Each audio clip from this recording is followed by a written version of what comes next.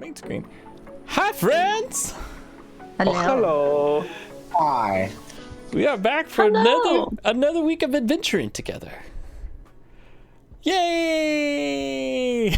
Woo-hoo. I think we might have gotten a name for tonight by the AI. I was trying to have it write up a summary for things because I was just like, yeah, whatever, and it called it Legends in the Making for the name of the show. Ooh, okay. I was like, I kind of like that. Welcome to Legends in the Making. Not mad about it. I'm not, I mean, it would be arrogant if we called ourselves that, but we didn't. It was ChatGPT. Yeah. And so therefore, it's not our fault. We're just going along And with we don't want to offend ChatGPT. We don't. The AI overlords, we want to make sure that we keep them very happy and satisfied with everything that we are doing. So therefore, we want to make sure we go with it. So yeah, I think the name of the show is Legends in the Making. Every Tuesday that we do it. Smash that like button. Smash that like button. Subscribe. Like and subscribe. Like and subscribe. Share with all your friends. Yep. Get onto your grandma's YouTube account whenever you're fixing her computer and subscribe with hers too. That's what we do here. All right. Well, if you guys are ready, we can hop into a recap of the last session and start playing.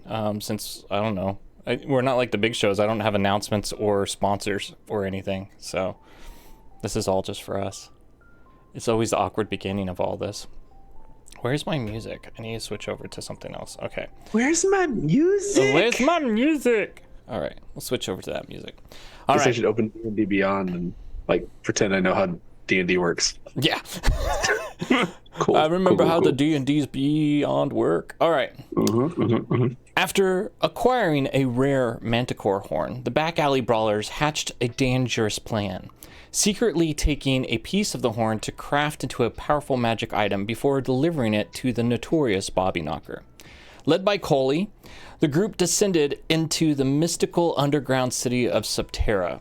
There, they met the dwarven friend Zara, a master artisan who agreed to fashion part of the horn into a scrying orb for a hefty fee. With 3 days until the work would be completed, Zara set up the adventurers with a cozy room at a nearby charming dirt B&B. But their presence in Subterra seems to have been unwanted, or at least attract attention from unknown people in the city. Just as the group sat down for brunch, the bistro they were sitting at was suddenly surrounded by a contingent of armed city guards. Accused of unknown crimes, the brawlers now find themselves captured and cornered at the bistro. What fate awaits our heroes? Will they talk or fight their way out of this predicament? And can they still deliver the manticore horn to Bobby Knocker in time? The answers to these burning questions and more come up on tonight's episode of Legends in the Making.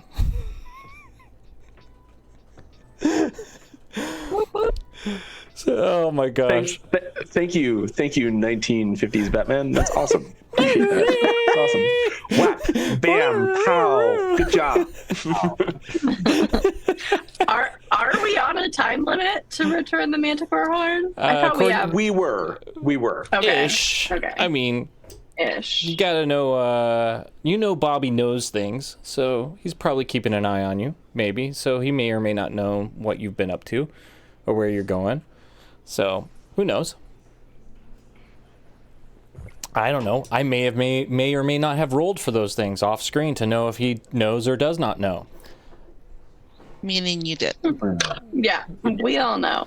100. Meaning I may or may not have, and I may or may not be making this up right now on the fly. The beauty of being a DM is I can just pretend like I did stuff, and you guys would think that I did it. Nailed it. True DM powers right there. True DM powers. The curse of power and knowledge in all of this. Anyways, so where we last left off, you guys were all around the bistro. Particularly, Vash had just gotten an email from his boss on his phone saying, "Where are you?" And as Vash was beginning to freak out in that moment, Amber and Frankie happened to notice that you were all surrounded by various figures in the shadows, wearing uniforms, with weapons drawn. And as they're about to point this out to you, that's where we left off. If they were going to point it out to you, I don't know. They might have just kept their mouth shut and said, "Let's see what the hell's going on." But that's where we begin tonight's session. I feel like we're gonna point it out that there's people approaching us with weapons drawn. Amber likes to keep some secrets, but this one seems a little too dangerous. Agreed. Yeah. Okay. So as you guys are sitting there, you see one of the people from one of the alleyways around this, because you guys are kind of like in a little what's the word I'm looking for, like a tiny square. You know, if you've ever been to some of these European cities or see it, it's like you'll be going through corridors and then all of a sudden you open up into just a little kind of circular square area for a community of people. And you guys were sitting down at the bistro. You knew that your dirt B&B was over across the way there. You guys were just waiting for it to open up in the afternoon. We're just planning there to sit and chit chat for the afternoon and stuff like that. When this all went down, and out comes this gentleman. He's kind of got a scruffy beard. He's wearing just a black jumper with patches all across it. He's got a sword slung across his back, and he has a pistol on his hip as well. And he kind of has one hand on the pistol, and he's walking up to your table in this moment.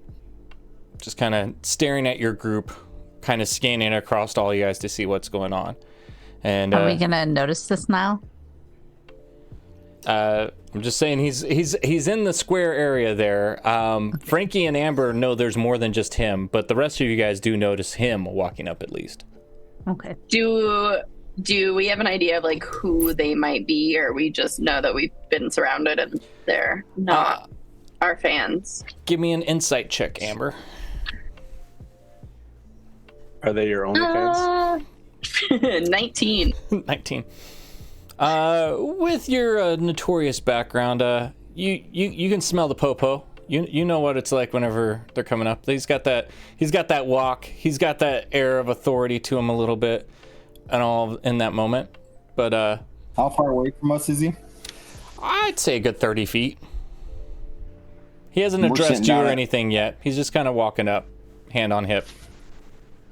All right. Well, my hand goes to my hip also. Frankie's gonna look over and just like smile at him.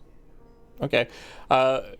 Gizzard, your hand goes to your hip. You see a thumb flick to, unbuckle the weapon on his side, and he's Frankie. You're smiling at him, but roll me a performance check on that.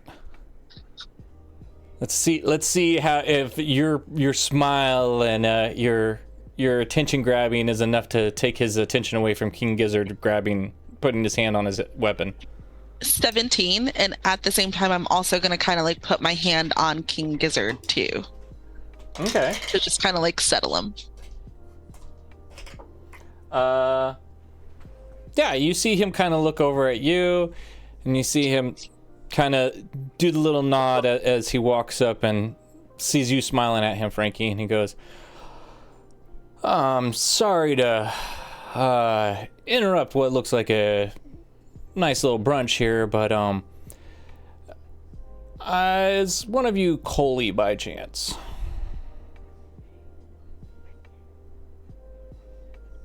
Who's asking? We're the ladies' guard. We're here to escort you, Coley, to talk to Ivara. The ladies' guard? Yes, the lady of the underfolk, Ivara. So we're the ladies' guard. I didn't come up with the name, ma'am. Okay, what's this about? I don't have much other than when Ivara knew that you were in Subterra, she sent us out to come get you to have a conversation with her. That's about all I know and all I need to know, ma'am. I'm gonna look at the cop and go like, Is she like the queen or something? Coley? I don't know. No. This Ivara person. Oh, we don't believe in any kind of royalty system here. She's just the lady of the town for the time being. The lady of the town, like So the lady of the night. Yeah. It is like, Like a first lady, like a lady, like a what kind of lady? I'm kind of curious if he's catching what you guys are confused about. Damn it! There we go. He's just gonna go. I don't know what you are insinuating, but she is the lady of Subterra. She's it's Ivara. You've never heard of Ivara. Oh, if you can't tell, we're definitely new to these parts. So we've been enjoying this lovely brunch, wonderful town. I mean, it's so lovely here. And exactly where are you from? Well, not here. How did you get down here? We rode the roller coaster. The roller coaster? Yeah. I don't like you put a ball on top of like a thing you put your drinks on top of? What are you talking about? No. With Henry. Henry gave you a ride down here. Your mic is muted somehow. Yep. Sorry. He's the best. He's so sweet. It was the best ride ever. Like, super impressive. Roll me an insight check. 10. Okay. He just goes, "That's good to know. I'm glad Henry took care of you. And you had a good ride down here." Yeah, everybody's been so lovely. I would hope so. It's a lovely town, and we would like to keep it that way. We typically don't have very many visitors unannounced in Subterra. Oh. Were we supposed to make an appointment? Generally, more like a check-in. Let's say that. Like, kind of, we tend to like to have people let us know that they're here. But we did check into our dirt B&B. Oh, you have a dirt B&B. I've heard a lot about the dirt B&Bs. It's picking up as of recently. So it's a different check-in? Yes. Generally, whenever people come through Subterra, we like them to go through the depot to start off with, just to make sure we can check their papers, make sure that they're all on the up and up, and that they are meant to be here. So... well, I'm not trying to tell you how to run your city or anything, but you should definitely make it so that Henry drops people at the depot so that you can do all of this. I mean, it seems kind of weird if you let us run a dirt B&B and not know that we were here. I mean, it seems like you want tourists because you have the dirt B&Bs, so just, I don't know, I feel like I'm getting mixed signals. Everybody roll like a history check. 15. 16. 10. 7. Huh? And 9, you said? Okay. So those that rolled over a 15, you are thinking back to whenever you got here, and you guys remember that there was this little, gnomish lady on the trolley as it came down with you guys into this. And when you guys got off, you just started following Coley, right? But you saw the gnomish lady immediately go to the left and go into a building that probably would have been like, the bus stop station, where probably would have been customs and you check in. If there's paperwork, you would have gone through that. Coley just headed off and you guys followed her in that case. So he's like, I'll make note of that. Maybe that's something you all can bring up with the lady as you talk with her here in a bit. But, okay. I mean, Can she just come to brunch with us? Yeah, does she want a mimosa? We'll buy her around. It's just like, I'm trying to be really nice here. I see you guys got some nice mimosas. I don't want to interrupt a meal here, but I also. You can join us too. I mean, unless do you want a mimosa? Unless that information is above your pay grade. He's but, like, you see him looking around at the rest of them. He's like, guys, I'm trying to do my job here. I don't want to cause a hassle. In fact, if you guys want to just stay here, Coley, whichever one of you is Coley, is that you, ma'am? Are you Coley? He's looking at you, Frankie. Oh no, not me. Mm-mm. No, Coley. I'm gonna point to Bash. This is Coley, because Bash is like shut down. Yeah, Bash is not doing anything. Bash is literally looking at his phone and not moving. No response. And he no goes, nothing. He looks over and he goes, I'm pretty sure they told me Coley was a female, so I'm pretty sure Vash is not. How do you know she's or not? Not Vash. I'm pretty sure they would have said it was a robot if that's who I was supposed to get. Literally, while Vash is staring at his phone, goes, automaton. And just keeps staring at his phone. Oh, sorry, automaton to Tom.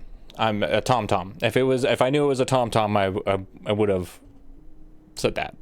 They just said Coley, female, about 6 foot tall, light complexion, or not about 6 foot, about 5'6", 5'8", somewhere around there, tall, light complexion, and it's been a while since they've seen her, so they did not know hairstyle or anything like that. And I see 3 females here at the table. I guess I can take all of you in if we have to. Or I could just take Coley, and the rest of you could sit here and enjoy your meal. Well, it sounds like you've been very polite, and you want to respect that we're eating our meal. So, like, can we make an appointment and just come like in a little bit once we finished eating? Unfortunately, I can't let that. Like I said, I don't even know who you guys are because you did not check in. So therefore, I can't even. You haven't introduced yourself either. Oh, sorry, Officer Grayson. Badge number 2258, and anything else you would need to know? Does he still got his hand on his hip? Yes, and he's side glancing at you every now and then just to make sure that your hand's on your hip too. He's like, I'm doing my best here. I don't want to escalate this in any way. I'm trying to do my job here. I know you guys want a meal. Can we compromise? If you guys want to finish your meal, we will stand off to the side and wait. And whenever you're ready, yes, we can take you to go see the lady. We'd really appreciate that. That's so nice of you, Officer Grayson, badge number 2258. You don't have to say the whole thing. You don't even have to call me officer, honestly. It's just Grayson. Oh, no, it's fine. I feel way more comfortable saying your full name, Officer Grayson, badge number 2258. Great. So just so you know, I hope we're good here. I just want to, okay. And when we're done with it, whenever you're done, just, wave me down. I'll be off here over to the side. And if you need anything before then, let me know, and I'll just be waiting for you guys. But yeah, I definitely don't want to. It's your first time here in Subterra. I don't necessarily want to cause it to be a bad situation. I just want you guys to enjoy your time here. But That's also, so nice of you. But also, I've got duties I've got to do, and the lady would like to talk to Coley, and he keeps looking around every time he sees the name to see if he can see a reaction of like who Coley might be of the 3 of you. They probably have a bathroom inside if your duties are too much. It's a pretty good one. I'm gonna remember that. All right, I'll just be over here if you need anything. You just see him kind of walk off, kind of like shaking his head. You do notice he kind of looks off at, you see another guard off in the shadows going like, and he's just like, just that pamming in mind back and forth like, no, it's no big deal, just wait, we're okay, kind of thing. Coley, who the fuck is that? I have no idea. I don't even know what he was talking about. The depot, anything. So you've never been here before? Well, no, of course I've been here before, but I have no idea what he's talking about. I've never even heard of the big depot. What about this Ivara lady? I don't know who she is. That seems like a problem. Yeah. What do we... Do you want to just go handle it? Coley, give me a history check. Oh, I don't think I'm going to be rolling good tonight. 15. I was going to say, don't put that evil on your dice. Yeah. 15 is great. Vash, give me a history check too. Isn't Vash asleep? Like No. he powered he's down. He didn't At the shut end. I'm down. in shock. He's I in am shock. currently in He didn't like shock. shut down. It's just like he's like, oh shit. Yeah, I am in a state of shock and panic. Got it. But how's an 18 work for you? Okay, cool. So you both would know this, that Ivara is a dark elf that basically formed the Underfolk and Subterra. She's the one that found this place.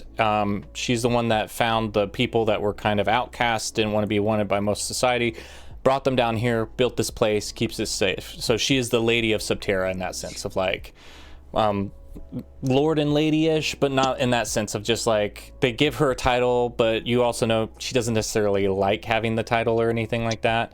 But she's very protective of this area, but she's also very much about equality, safety, not very much about control. It's a very socialistic society, all about the working class being in rules and over that. And which is very interesting because both of you guys know this with that high of a role. She was once a priestess of Lolth, which is kind of the exact opposite of that, which is a very matriarchal society, but in an evil way, if that could be said. So yeah.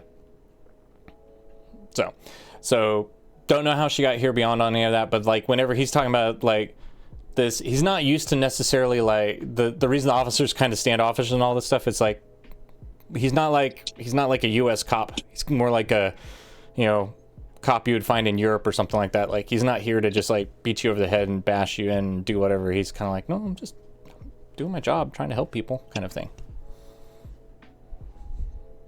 So Okay, so that's you would at least know that much. Now, why the hell she wants you? I'm going to relay that history then. Okay. I retract my original statement.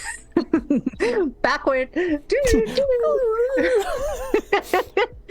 then when they ask that I'm going to explain, here's the history. Okay. That's all I know. So do we need to go see this lady? Lady.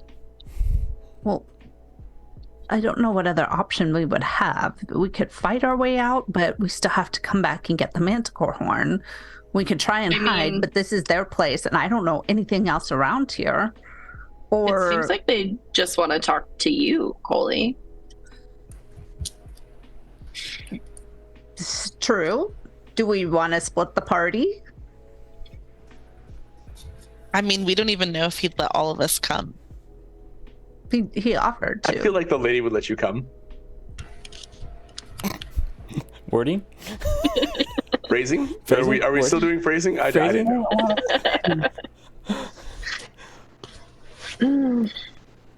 How many guards are there with Officer Grayson?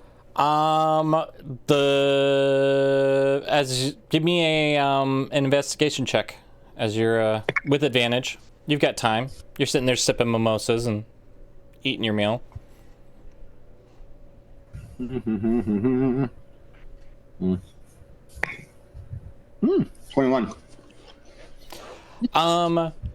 You can see about 5.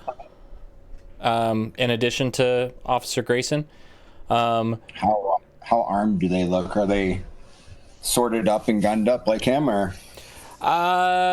Yes. But being a kind of a person that's used to fighting and stuff like that, you can tell they're not really well trained. They're not used to necessarily being in fights a whole lot.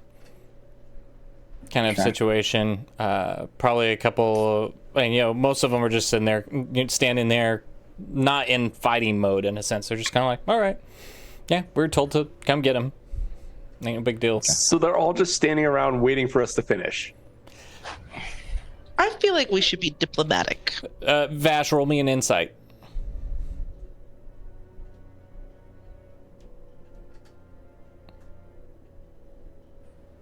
$18. Get the feeling they're just insanely polite. Awkward. Yeah, just kind of like, it's this weird, like, I think I have some baggage with police officers. Right, like everybody's just like, oh my god, and now we're just like, they're cool guys. It's cool. It's like, wait, cool, what? Cool. Like, okay, like, yeah, they still enforce laws in a sense, but like, if you're not doing anything wrong, they're not. Oh wait. Yeah, they're like, well, yeah, I'm not going to impede upon their personal space, or if they have a choice in this matter too. I'm not going to force anything on them. Vash, while staring at his phone, just holds his finger up and goes, "We have a few minutes. Finish breakfast and then make a decision." And then goes back to typing on his phone. I'm gonna lean in and kind of whisper to everybody and say, "Pretty sure I could take all these guys, but I kind of like this place, and I don't really want to upset the locals and not be invited back." I agree with King Gizzard. We do have 2 elves, so even if they're mad at Coley, maybe we can figure out a way to. Regardless of what we decide, I will say if Coley decides to go see this lady Elvira, I'm going with her. I'm Okay, interested to see what happens, so let's go. I've never met a lady. Am I dressed appropriately?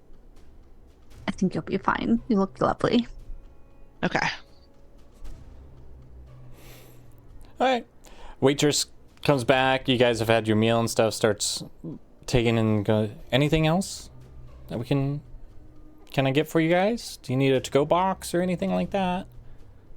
Could we just get is it Ivara? Is that how do you say that? Ilvara. Has she been here before? Ilvara, the lady? Yes. I don't think so. I've met her a few times, but I don't think she's ever been to our bistro. We're kind of a little bit off the beaten path. Do you know if she has any preferences for any of the dishes that you serve here, or any of the drinks? I don't know. It was one of those situations when I met her was in passing. Could we maybe just get like some of all of the pastries to go? Definitely. I could get you a box of pastries put together. Can I get a road mimosa too, please? Thank you. A road mimosa. 2 of those. Definitely. I've never thought about that, but I am now. Can I get 3 road mimosas? Thank you. Okay. She goes back and comes back out with a couple of glass bottles with, like, you can tell mimosa in it, sitting down there, and it's got like a wax cloth with a piece of string over, kind of holding it in place there, and then she has a piece of cloth wrapped up with a string on it too, a little wax cloth that she goes, okay, so there's some pastries in here, and then 3 to-go mimosas, 3 road mimosas, and is there anything else? Yeah, how many pastries are there? I think I put like 5 in there. Oh, could we get another 5 to go? For sure. Okay. She comes back with another cloth kind of wrapped up and all in there, and she's like, okay, so I'm gonna put 1 in my bag, and then I'm gonna carry the other one to were there, did you say there were 5 people or 6 including the officer? 6 including the officer. Okay, so I'm gonna need 6. When I ask her the second time, I'll ask for 6 to okay. Go.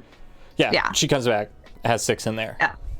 Okay, great. So perfect. And she's like, okay, give me 1 second here. That's gonna be about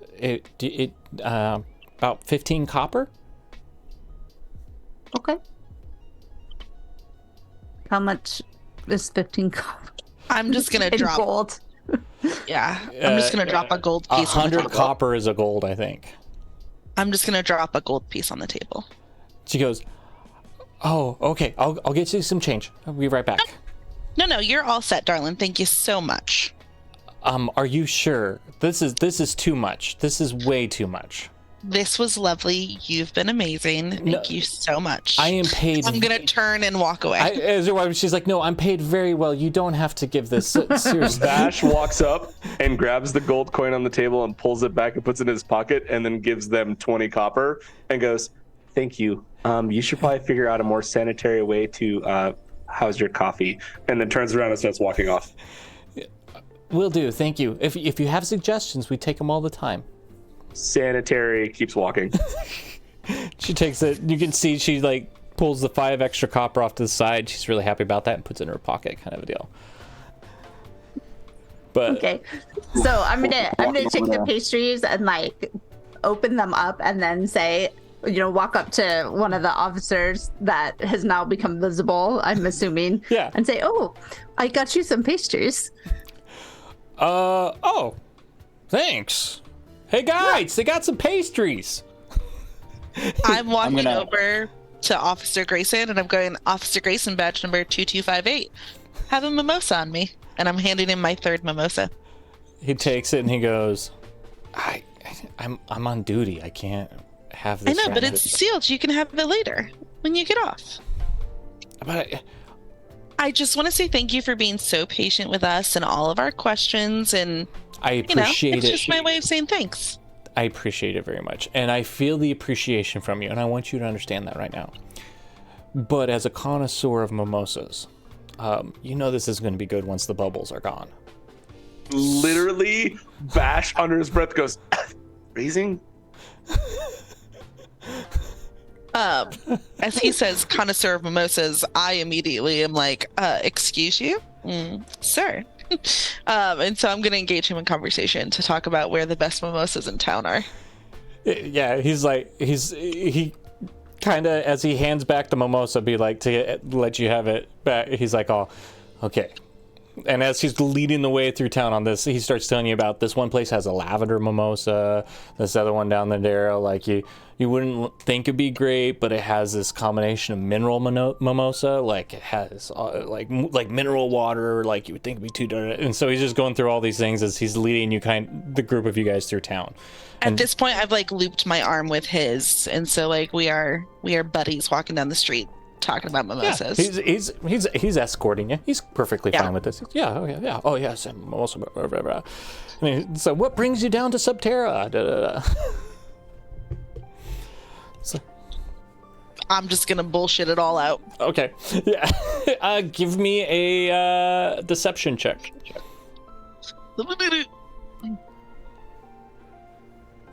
14.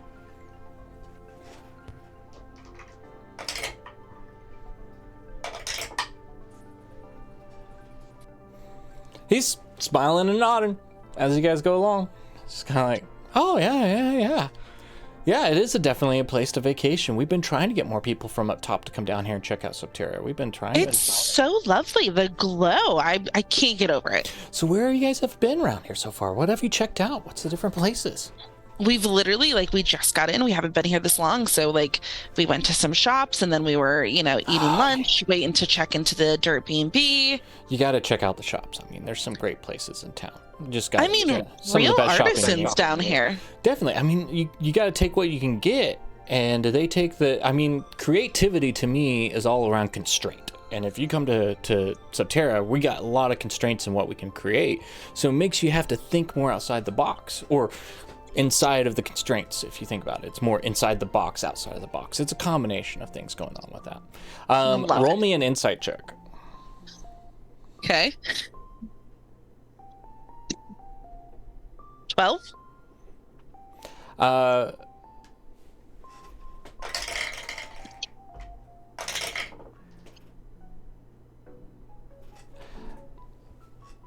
You can tell he's pushing you for information. He knows that you're lying, and so he's trying to catch you in your lies, whatever he can do in this. So, but he's more than happy just talking along with it. Like he understands. You guys haven't done anything necessarily wrong other than, you know, not checking in, not going through customs and stuff like that. But he doesn't think you guys are a harm or anything in this moment. But he definitely knows you're lying. So why are you lying? Is kind of his thing. He's trying to feel this out and go with it. And the fact that you won't share your guys' name or who's who in all of this kind of throws him off, but it's you have your right to privacy, so he's not going to go with that. But yeah, you guys keep walking along, and all of a sudden you get to it's been interesting. Like, you would expect, like, you're thinking, Frankie, like you were saying, like, oh, we're going to the lady's house, right? Like, you're expecting this big grandiose house or anything like that, and it looks just as normal as anybody else's. As you guys walk up, it's just in a row of houses along there. You see this just kind of almost like a little townhouse situation, and I'd say the most you can tell from it is maybe it looks a little bit older than all the other ones, and that's about it. Kind of situation. And you see Officer Grayson gets in and goes, well, we're here. This is the lady's house. Let me now, am I going to be able to introduce one of you, or are you just all going in? She only wanted to talk with Coley, but it's up to you if you guys all want to go in. That's your prerogative. I'm not here to push you one way or another. I mean, I've never met a lady. I'd love to meet her, so I think we're all going to go in together. Okay.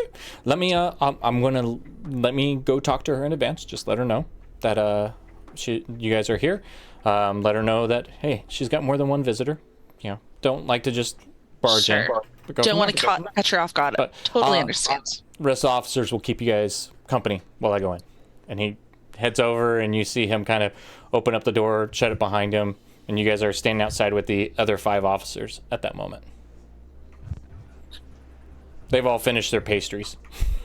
Just kind of standing around, kind of staring off in the distance, kind of like, all right, this is awkward. They all know it's awkward. They're just like sitting in the awkwardness of it. All right. About that time, you see the Officer Grayson comes out, and he goes, all right, come on in.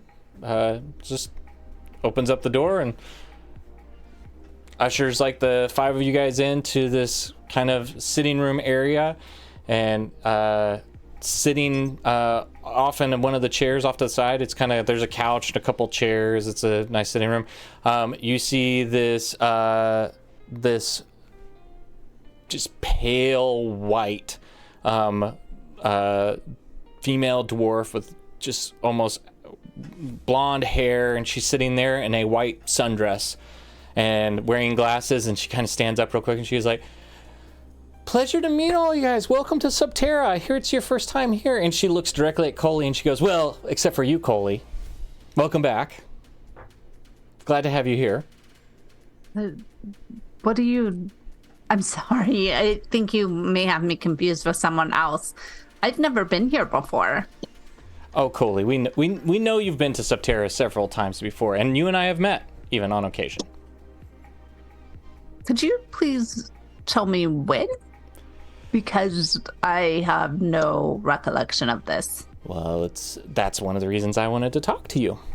Because it's been about 2 years since the last time I saw you here, and the last time you came by, we had something go missing. And so I'm just kind of curious, you know, I'd like to have a little conversation just to see if you knew anything about that, because it's been a while since you've been back, and when I heard you were in town, figured we could sit down and just, you know, have a little conversation. In a while. I just have like a big smile on my face because I'm like, knew it. Coley steals all the things. I have cracked open that third mimosa now, and I am sipping it intently, watching this go down. Ash literally just puts his phone in his pocket and just like staring, just like, what is happening? Okay, so I'm gonna pull out my phone, and I'm gonna ask for the specific dates. Okay. Well, she goes, well, if you know, if my timing, if I look back at my journals correctly, it would have been the last time I saw you was on the second phase of the 5th of June. 2 years ago on the 21st. But that would be impossible. Why would that be impossible? Because I wasn't here. I was visiting somebody, and I can't remember the name of the area right now. Just in another part of New York? Yes. Yeah. She's like, I kind of, whenever we realized it was gone, we kind of went back, and we even have here written down that your check-in at the depot, that was on the 5th of June, 2021. What?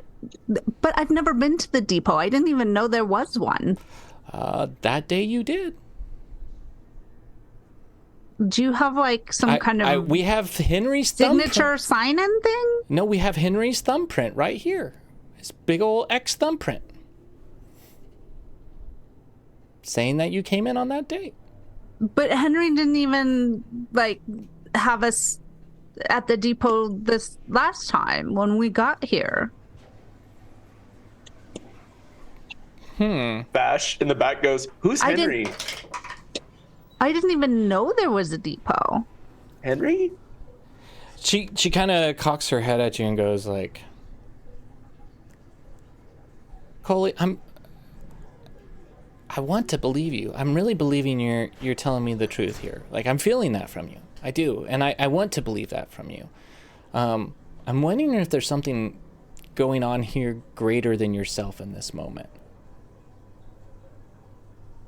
Okay, like what would that be? I don't know. I mean, there's weird magic at all times, so maybe somebody's fucking with you. What went missing? Fucking with me or fucking with you? And she looks over and she goes, "Oh, hi. I'm Ivara, and you are?" Hi, I'm Amber. Nice to meet you, Amber. We look like we could be related. We do, don't we? I like so that. what did Coley allegedly steal from you guys? Allegedly. I don't know if she. I don't want to accuse anybody of any theft. What I want to make clear is that Coley was here, and then the next day, one of our probably more sacred artifacts was gone. And so, may or may not have been theft, may have been misplaced, but let's just say that Coley, when she was here, it was here, and when she was gone, it was gone. And what was the artifact? Can you give us more about this artifact? There's a lot of artifacts. Coley has a lot of artifacts, so it's hard to know. It's tough for me to say because I want to trust you guys, but you haven't done a whole lot of trustworthy things so far, other than showing up here. I'll say that. You guys could have run away. You could have tried to kill some people, but you didn't do that. You showed up here. But I also, officer mentioned that maybe one of your people was lying a lot, too, as we were walking here. So all that to say, kind of, how can I trust you to tell you about this? Because I don't want to necessarily put thoughts in your heads. Can I do an insight check? Mm-hmm. I forgot to code switch on that. Mm-hmm. No, that was good. Yes, you can insight check. Go ahead. You go ahead. You run that insight check, I insight checked Hell you. You can check me. Yeah, right? 18. Check it. 18. She's on the up and up. She wants to trust you guys. She doesn't necessarily want to accuse anybody of crimes, but there's too much of a coincidence of somebody that is sometimes known for dealing with, stolen artifacts, and then they were here, and then when they left, there was something gone. But would she know that I don't actually steal artifacts? I just purchase them? Ooh, Amber, I can see like the seeming rage of Amber right now is like, sure. yeah. I've got some evidence that states otherwise, but okay, but that was it. That wasn't stealing. That was picking it up. Finders keepers. at the bottom of someone's and you were passed feet. out. That is not on me. That's not consent either. Holding until you are conscious, and I feel that you're responsible enough to take it back. Yeah, 100%. This was happening. Sure. No, facts. So I'm gonna turn to Ivara. I know. I We wanted to say Elvira. I think it's Elvira. Love it. So I'm gonna turn to Elvira, and I'm gonna very awkwardly curtsy, because she's a lady, and just be like, She's so Your confused. Grace, I want to take accountability. I think Officer Grayson badge number 2258 probably felt like I was lying, just because where I'm from, you can't really be open and honest with the officers of the law. And so, I want to make sure that I wasn't, giving more information than was necessary. But I promise we haven't done anything untoward. We visited a lovely shop. I got to meet one of your lovely shopkeepers. I adore her. She is the absolute best. She helped us get set up in a dirt B&B for the evening so that we can enjoy more of your town. We went and had a lovely brunch. My sincerest apologies if you felt like we weren't forthcoming when we first came here. So you went to one of our shops already. Where did you go? So we went and saw, to some of the shops, and I'm kind of looking to Coley to be like, can I say this? As I'll say this though, as she asked that question, you can't fucking remember. You can't remember the shop. You Right. can't remember the name. You can't remember how it was there. And you just realize in that moment, it's gone from your head. I really want to tell you, but I remember going to the shop. I remember there was a shop. I remember I had a lovely time. But I Interesting. cannot recall the name of it. Do you have a bag or anything from it? Did you buy anything? No, I'm more of a window shopper. I like to browse and see all of the wonderful things that people are creating. I love that. I definitely am one of those too. I try to buy at times to help with the economy of Subterra, but also I understand that there is a personification around me, and that if I buy something, it tends to lean towards a persuasion that I like that shop over another, so I have to do more window shopping than actual shopping. I end up doing shopping through other people. That's what happens, is it seems. Personal shoppers. You should absolutely invest. Yes. Wonderful. Well, and it's help. Everybody needs a job and needs a place, and I wish I could. I just have seen the negative effects that happens whenever I do some actual shopping. So For sure. okay. So it seems like you can't remember. Amber, can you remember where you went shopping? You can't. None of us can, because document. Yeah. That sucks so bad. No, I can't. Vash raises his hand and goes, I do most of my shopping on rainforest.com. Rainforest.com? Yeah, they pretty much have everything. So it's online. Yeah. Vash, King Gizzard, you know where they went shopping. Yep. So she kind of she's looking around, she sees the two of you kind of sitting there staring at the other one's maybe she's caught a little, because she rolled fucking high on insight, by the way. So she sees Vash and King Gizzard kind of maybe doing the side eye, and he's like, seems like maybe the gentleman here know where you went shopping? I'm guessing you guys didn't go to rainforest.com, Vash. Where did they go? Oh, we just went to a store. We met somebody named Zara, I believe was their name. Oh, Zara's Oddities. Yeah. Oh, yeah. Oddities. It was very weird. I love that place, and Zara's amazing, super nice. Love her so much. She seemed really mean in the beginning, but she was okay at the end. But she was okay. She was okay. We spent most of the time outside the store, so. Okay, that's an interesting thing. I'm wondering what happened inside the store then. Oh, I don't know. We were trying to figure out how to get people to give us money for free. Why would you do that? Literally, Vash looks at Gizzard. She looks over at you and she goes, well, hello. And sorry, I didn't catch your... So, what is your name, Mr. Amanatron? Armatron? I cannot say that word, period, myself. It's not that everybody else can't say it, it's that I can't say it. Vash looks back and goes, oh, I'm Vash. Oh, and nice to meet that's you, King Vash. Gizzard, and that's his wizard. Oh, a wizard? That's a lizard? I love it. It's perfect. Okay. King Gizzard, why would you be having to ask for money? Because I don't have any. That's interesting. Do you not have like a job, or do you have a desire for a job, I imagine, at least? No, and undecided. Okay, but you need money? Can we talk about like why we're forgetting things? Like, do you... This is interesting. That seems... I would agree. I understand. We would love... We've got a dirt B&B. We can get mimosas with you tomorrow and give you some personal background, but it's pretty concerning that it's very three of us don't have any memory. And obviously, this isn't Coley's first rodeo, losing her memory or being accused of stealing things. So I think...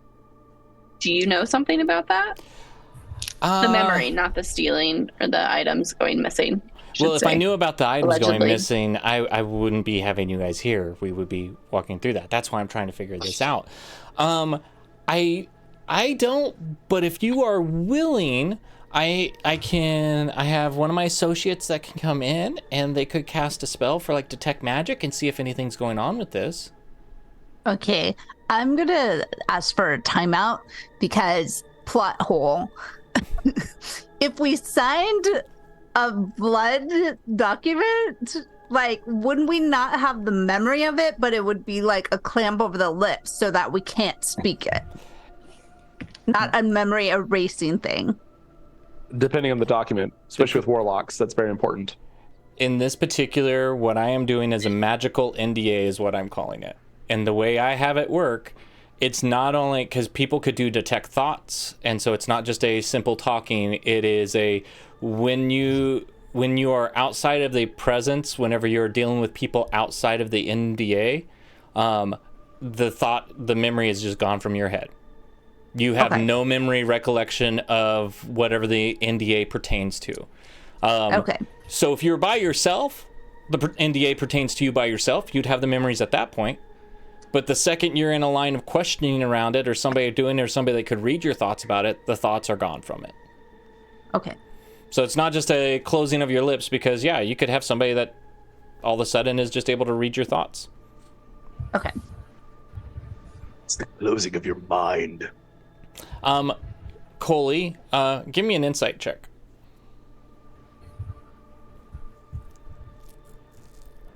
Actually, all of you guys give me an insight check, as you guys kind of know about 23. that. Okay. 19. Okay. 19. Wait, what was the check again? Insight. Insight. Cool. We are insightful tonight. 6. Okay. What'd you get, King Gizzard? 20. 20. I don't know how you get this, King Gizzard, but you do. Vash, you don't get this connection. Coley for sure in this, and Frankie and Amber, it's a slow burn, but it catches in. Maybe the reason you don't remember what happened on June 5th, 2021 is because it's connected to a magical NDA.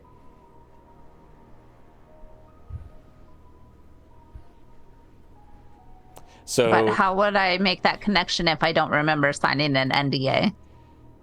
You are making the connection now, insightful wise. What the hell is going on? I got like electronics freaking out here. I don't know. Quit trying to get all plot holy on this. You rolled high enough that for whatever reason, you caught that fact. You broke the fourth wall. You know. You just know. You know. And then know, Frankie you know. and Amber, the fact that Vash and King Gizzard kind of know where you are, where you went, and you guys don't, maybe whatever happened to you right now happened to Coley at the same time back in the day. Something got knocked loose. Yeah. That's what happens at this very moment. Because I fully thought we got screwed over, and then I was like, oh, they remember. Okay. Because I knew we were here for some reason around a manticore horn. Yeah, you guys remember you came down. You can remember a lot of the stuff about the manticore horn and coming down here and maybe seeking, but like beyond that, like where you went, who you talked to, all that kind of stuff, no clue. Vash kind of remembers some of that stuff because he was outside of it. Him and King Gizzard didn't sign the magical NDA. So do we know that was signed? No, we don't, because we were sitting outside. You guys we were didn't sitting see outside. anything. Door was if you closed. sign a magical NDA, can you write down anything about it? Nope. Well, if you did, you don't remember it.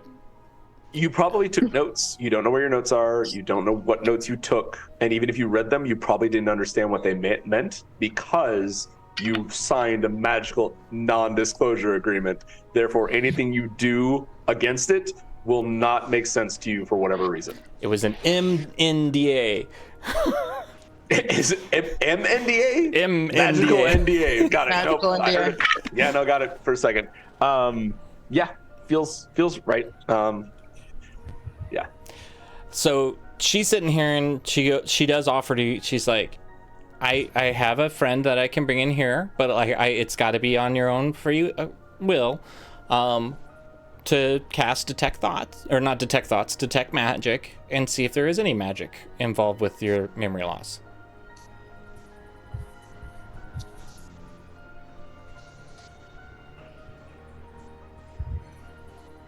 I don't know. I feel like maybe now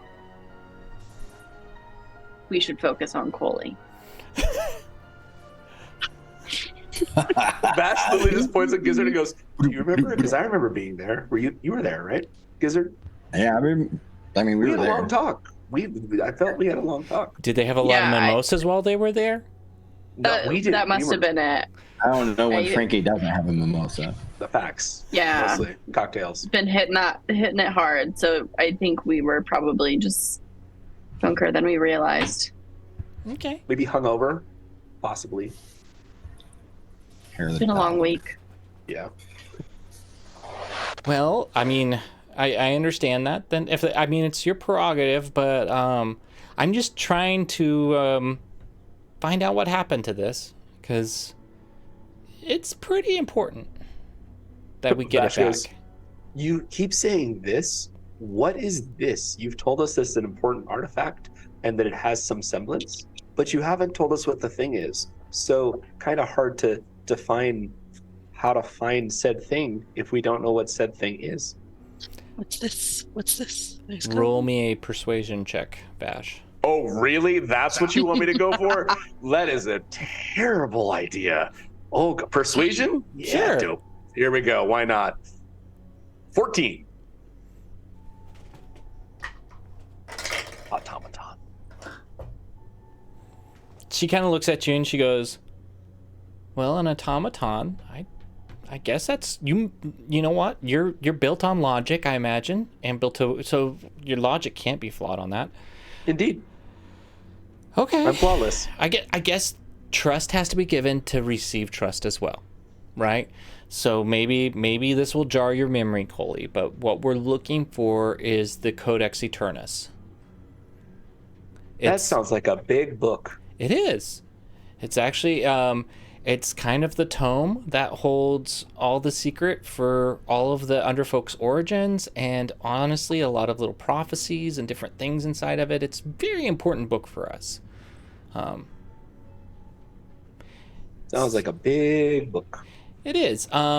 It's a. Can I roll for insight to see if I know what the hell she's talking about? Yeah. Roll for that. And Coley, did you steal the Bible? Because that's what we really want to know. Did you take the Bible? 25. 25. The Declaration of Independence. You stole the Declaration of Independence, and this is Nicolas Cage. That is what is happening 25 right now. from you. Give me a second here. Vash, roll me a history or insight check. Okay, great. Yeah, because I know what's going on. Don't send the automaton. 14. Okay. Yeah, History. that rolls against that. Coley, yeah. Codex Eternus and Vash, you recognize the name of it too. This is one of the most important books for the Underfolk. It contains, like I said there, like history, prophecies, and it says even it has the power to possibly unlock hidden abilities and reshape people's destinies inside of this tome. It's also known as the Forgotten Book because literally whenever you open this book and read it, you can understand all those things, but the second you close it, you don't remember what's in the book anymore. You have to have the book to remember what's inside of it. It sounds like Amber Scroll. Yeah. I would say, do I have a piece of that book in my pocket? So I don't know if they're relaying that to you, so I don't know if you would know that it's called the Forgotten Book. That's what Vash and Coley know about it, that it's called the Forgotten Book. So if they tell you about that, then we can go from there. Vash looks at Coley and goes, "You stole War and Peace?" No, I didn't steal anything. I mean, she said you did. And not from here. How do I know? I wasn't. Coley, you have no memory if you stole this book or not, or if you were involved with stealing it or not. You have zero memory of it at all. I don't know. You just know from the word Codex Eternus, because of the workings you have, you know of it. Put it that way. I'm familiar with the Codex Eternus, but I know nothing of it. Like, I've never even seen it. Fair. Okay, that's fine. That obviously there is something going on that makes it very difficult for us to figure out what happened to this book. So Vash looks at the lady. Is it possible you could give us some time and perhaps maybe we could go and see if we could find said book? And I think Coley is partially honest, so perhaps we can go find this book and find out who the real culprit is that stole it, because I personally know that Coley only steals things that she needs, and that doesn't sound like something she needs. Okay. Phrasing. No phrasing. That's it. She only takes what she actually needs, and most of it's like garbage. Am I sitting next to Vash? You're literally standing next to me. Yes, 100%. I'm just grabbing his arm and just kind of. And Vash is going, what? What is happening? Putting your foot on top of his, doing that whole pressure thing, just like, ow, my foot hurts. You're trying to talk. Like, why are you? I'm not trying to just kind of distracting is the intent. Oh no, 100% distracted because Vash is trying to figure out what you're doing, and he's all like, "Are we doing? Are we doing a? I don't understand. I'm trying. No, we're okay. Okay, good. Is this one of those weird situations like we talked about last time? Yeah. Oh. Yeah. Vash, roll me a persuasion check again, since you're the one talking. Again. Come on. Again, like, yeah. Hey, Okay, let's go with a 15. She goes, you know what? I mean, at the end of the day, that's what matters most in this situation, is that I'm really just looking to get this back. And yeah, if you guys are able to get off me. If you guys are able to do that, I mean, do you guys have experience with like retrieving stuff like this? We're adventurers. This is an adventure. If he just gets off me for like 2 seconds, jeez, just 1 second, go play with your lizard. Jeez, God. Okay. No. Yeah, we haven't. Not in public. Not in public. Put it away, gizzard. Put the lizard away. So Vash just goes, yeah, no, we're really good at finding things. We're super detective-y. So yeah, we have a lot of intelligence on this group. Most of mine is logic. These four, however, are really good on figuring out puzzles and crocodiles and Okay. Drinking. It's amazing what they can do when they put their heads together over a drink or two. So if we could actually just have a couple days to find this thing, I think that would be advantageous, because really we just want to bring it back to you. Okay. We don't need it, and I know Coley doesn't need it. And he looks at Coley and goes, right? I don't even know what it is. Like, see, she doesn't even know what it is. And like I told you, most of the stuff she collects is garbage. So really, honestly, she has like a lot of stones. It's weird. She's a rock collector. And he looks at Gizzard and goes, right? Okay. Let's. Oh, wait. No, go Gizzard. Go Gizzard. Oh, go Gizzard. Yes. Bash, do you have a couple days to go look for this with us? Bash looks and goes, yeah, we might need a little bit longer. Longer than days? Like a week? Well, we need to get you back to work. I have like 24 hours. She goes, here, how about we do this? Because I don't know why, I just trust you guys. And you hear Officer Grayson in the background just kind of groan a little bit. She goes, do I hear the groan? Yeah, 100%. He's loud enough at it. Just kind of. I say over to him. I say, "Don't be a dick, Grayson." He just kind of leans over to you and goes, "She just does this all the time, man. It's just like she can't make up her mind. Like 1 second she's on this and that. It's okay. It's okay. Try not to be a dick. It's okay." So she's just like, I think this. You tell me if this is a good idea or not. Like, I think what we should do is, I'm okay. Like I said, I don't have any proof you took it or not, but the fact you're willing to try to help me find it, I would love that. It makes me trust you even more. Can you communicate with me on a regular basis, maybe? Like, does Coley have your cell phone number? A cell phone? We've never even met before. Apparently you have. We have, but okay. All right. So, Coley, is it possible you could look in your phone and see if it's actually, do you have her number for the lady? No, because they don't have cell coverage down here. Remember, Mr. Wi-Fi? I have Wi-Fi everywhere. You don't. I know, but like it was like a dial-up. we are not the same. She's like, I don't have a phone. Grayson, do you have a phone? And he goes, no. She goes, so what would be the best way to communicate? I mean, just if you show up every now and then, just like Oh, I have a thing actually. Hold on a second. So, God. So all of a sudden, Vash reaches in his backpack.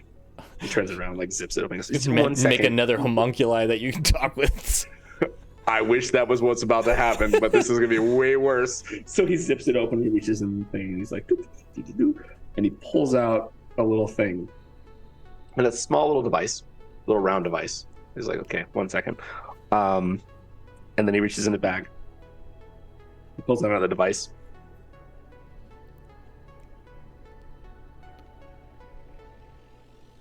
I literally dropped the device on my keyboard and muted myself. So that's how this works, because that's how the device works. So he kind of takes it and goes, just 1 second. And he takes out, what would he take out? From a tool perspective, you see...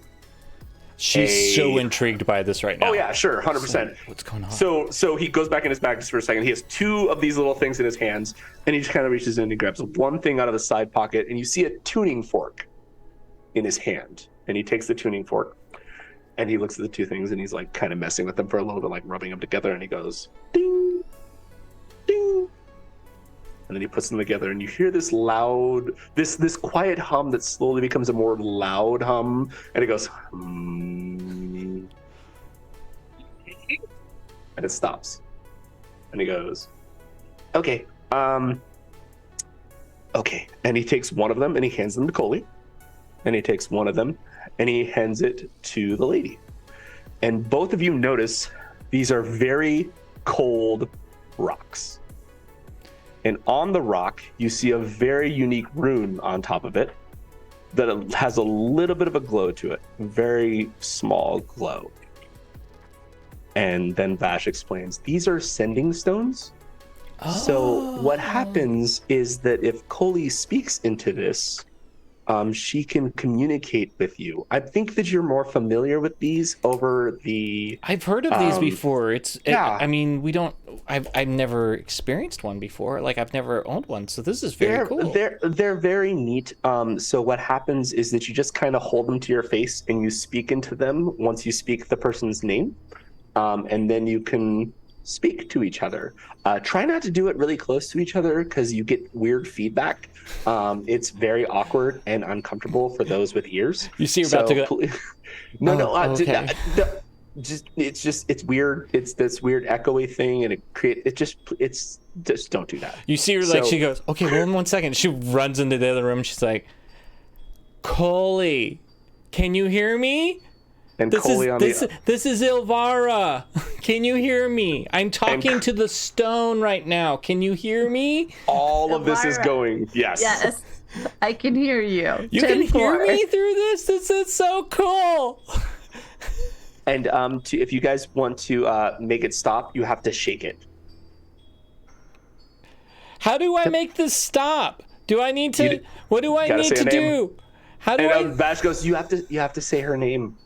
Oh, Coley, what do I do to make this stop? So you just hear her keep talking on it, kind of deal. Yep. You hear like rummaging, and she's like, "Oh, I don't know." Like you hear it off. 100%. What's going on? How do I set that stop? This is not convenience. This is a curse. She comes back in. She's like, "This is so cool. I've always heard of these. This is awesome. Yeah. So I'll just check in every now and then, just see how things are going, and yeah, as long as you guys are just keeping up with me." I'm totally fine with that. Yeah, very helpful. Yeah, that way I just, and if you have questions, we can do this. Let me help you guys out a little bit too, just so that way you know what the Codex Eternus looks like.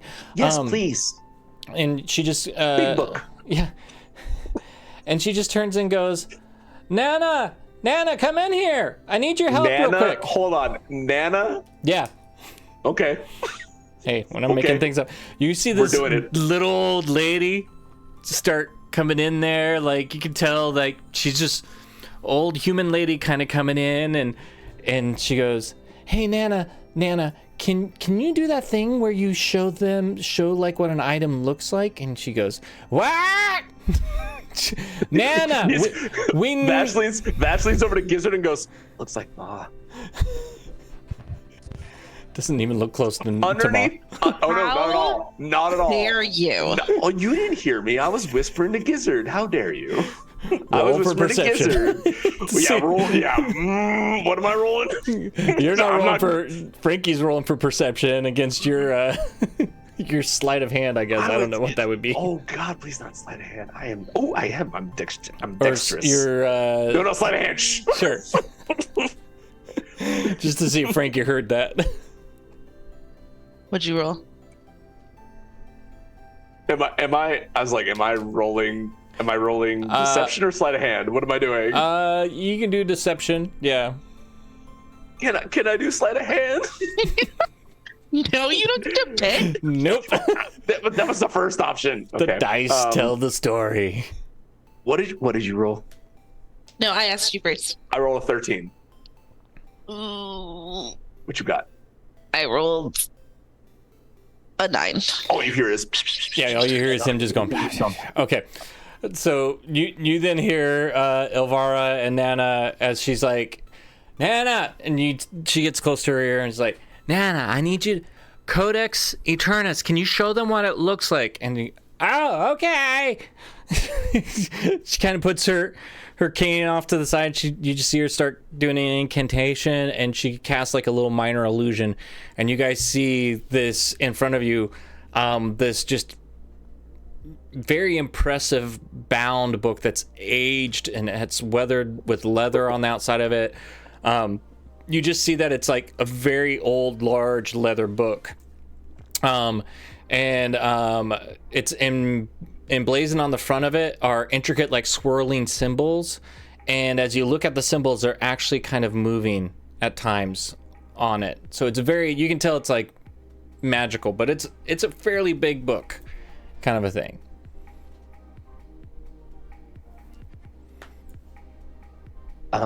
Does somebody have like artistic abilities to write it down and see and draw what that looks like? Vash, roll me a history check. Oh my god, with the history. Sorry. I'm You've been so around. historical. I've been around. You've been around. 25. You recognize it. Do I? Yep. Crap. You've seen it in the office. Literally, just Vash doesn't say anything. And which is great because I'm a robot, right? And I have no facial expression. You don't know that I'm shocked. You don't know that I'm surprised. Yep. I just take my phone and take a picture, and I put my hands down, and I don't say a damn thing. Okay. Yeah. At most she's looking at you because you pulled out your phone and like held it up to it and she goes, "Is that like a sending stone too?" Oh yeah, this is more of like for visual representation, especially. So it makes a drawing? It does, kind of, but it's a very specific one. I have several of these, but I feel like these are much more intricate than you would need. There's a lot of features depending on what you have. But yeah, no, it's a sending stone. Basically, it's more flat. Yeah. Okay. Well, if you guys need anything, apparently you got my number. If you need to call me, I'll be around. We have your room code. 100%. Thank you. Thank you so much. And please enjoy Subterra. I mean, we now got. I think the only person she didn't get was Frankie. I think was your name. I said, don't worry about checking in. We got your names. We know you guys are here now. But please, next time, please check in just so we know who's here. That's kind of a thing. We just like to make sure we take care of our guests, and if anything happens, we want to make sure that we know who's here or not. But please enjoy Subterra. If there's anything else I can get you, please let me know, and enjoy the window shopping. Thank you so much. And I'm gonna like very awkwardly bow again. Why are you bowing? Also, Vash does exactly what Frankie does. But they said you were a lady. You're a lady too. Is that all they mean by lady? That you're just a female? Yeah, I was the first lady here. I think that's how the title happened. I don't know. Were you the first person here? Oh yeah. Lady power. Yeah. You got it. You know, I mean, power around, but yes. I mean, I don't necessarily want to put too much power into the lady thing. That I've seen that go badly. I'm gonna pull out my the extra pastries that I purchased and give them to her and just be like, we weren't sure what you liked, but we wanted to bring you a gift as well. You weren't muted for that. That was hilarious. I wasn't. Sorry, I'm yelling at my kid. I'm so sorry. I was just laughing because of how you were. It was like the person like. Like, it was horrible. I just told Casey to mute, and I was already muted, and I unmuted. I was like, it was like how dare coughing you, lady. And farting in class. That's what it felt like. I literally just exploded at the same time, live on camera. So you're welcome, ladies and gentlemen. Excuse me, I'm gonna go yell at my kid really quick. Go for it.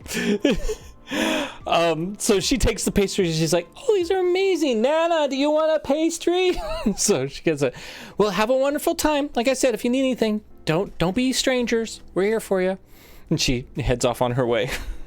As you guys kind of, Officer Grayson kind of goes, come on guys, let's go. And leads you guys out of the room. And out into Subterra now.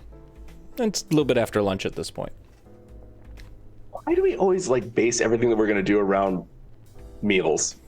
Because that's what we do in real life too. Not facts. No, that's Well, and I'll say this too, you're in a place that doesn't have sunlight, so that's literally how you can pace your days is by meals here.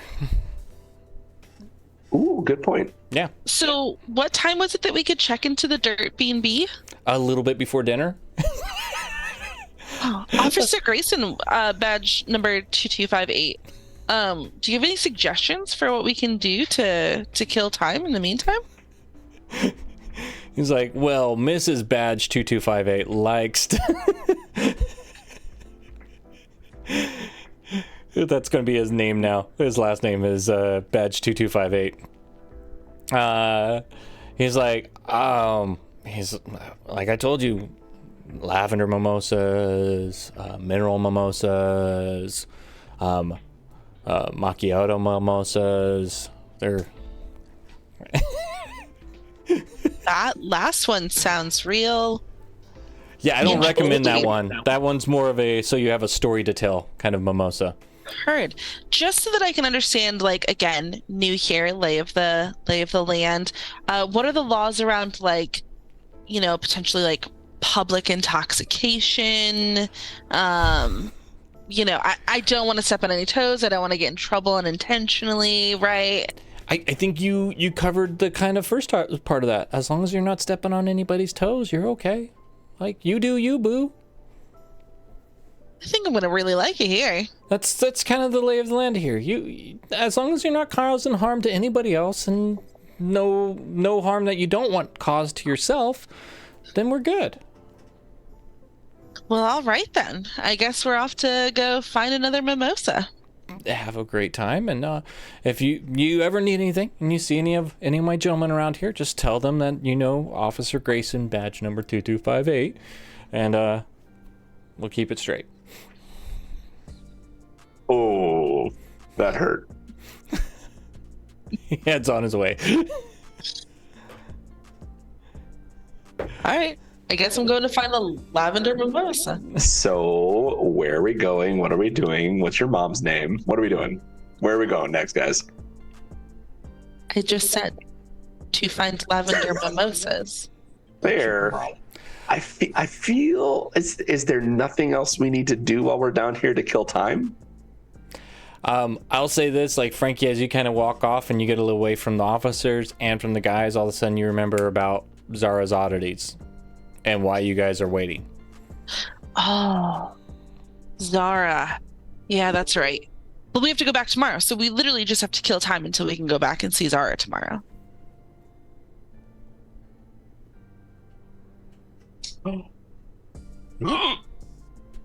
So What, Vash? I don't have anything. I think that us just sitting around and waiting may not be beneficial. Is this not enough time for us to take the manticore horn? No, she's still working on it. Oh, so we have to wait. Oh, because we have to get the piece. Damn. So we're literally That's waiting why we on got the dirt her B&B. to get it to her. So we stayed at the dirt B&B. Awesome. So do we want to just fast forward till tomorrow, take a long rest? Yes, Gizzard. What does Gizzard want to do? Huh? What's wrong? Vash? I don't like sitting idly. It makes my phone vibrate. That's what makes your phone vibrate? Oh, yes. Okay. So, tell me this. Is there any reason we shouldn't stay here? Outside the obvious that I am late for work and haven't been to work in a few days, no. I thought you put vacation in. I did put vacation in and it was denied. And then Your did boss sounds like a real dick. Oh, so you know him? Oh, you don't. You haven't met. I mean, you know him, but like, you know, he is. Yes. He is not the best boss ever. But don't tell him I said that, because I don't need a pay cut. I really don't right now. I have too many mouths to feed at this point, so I don't really have time for that. How many mouths are you feeding? Oh, well, I mean, that's an expression.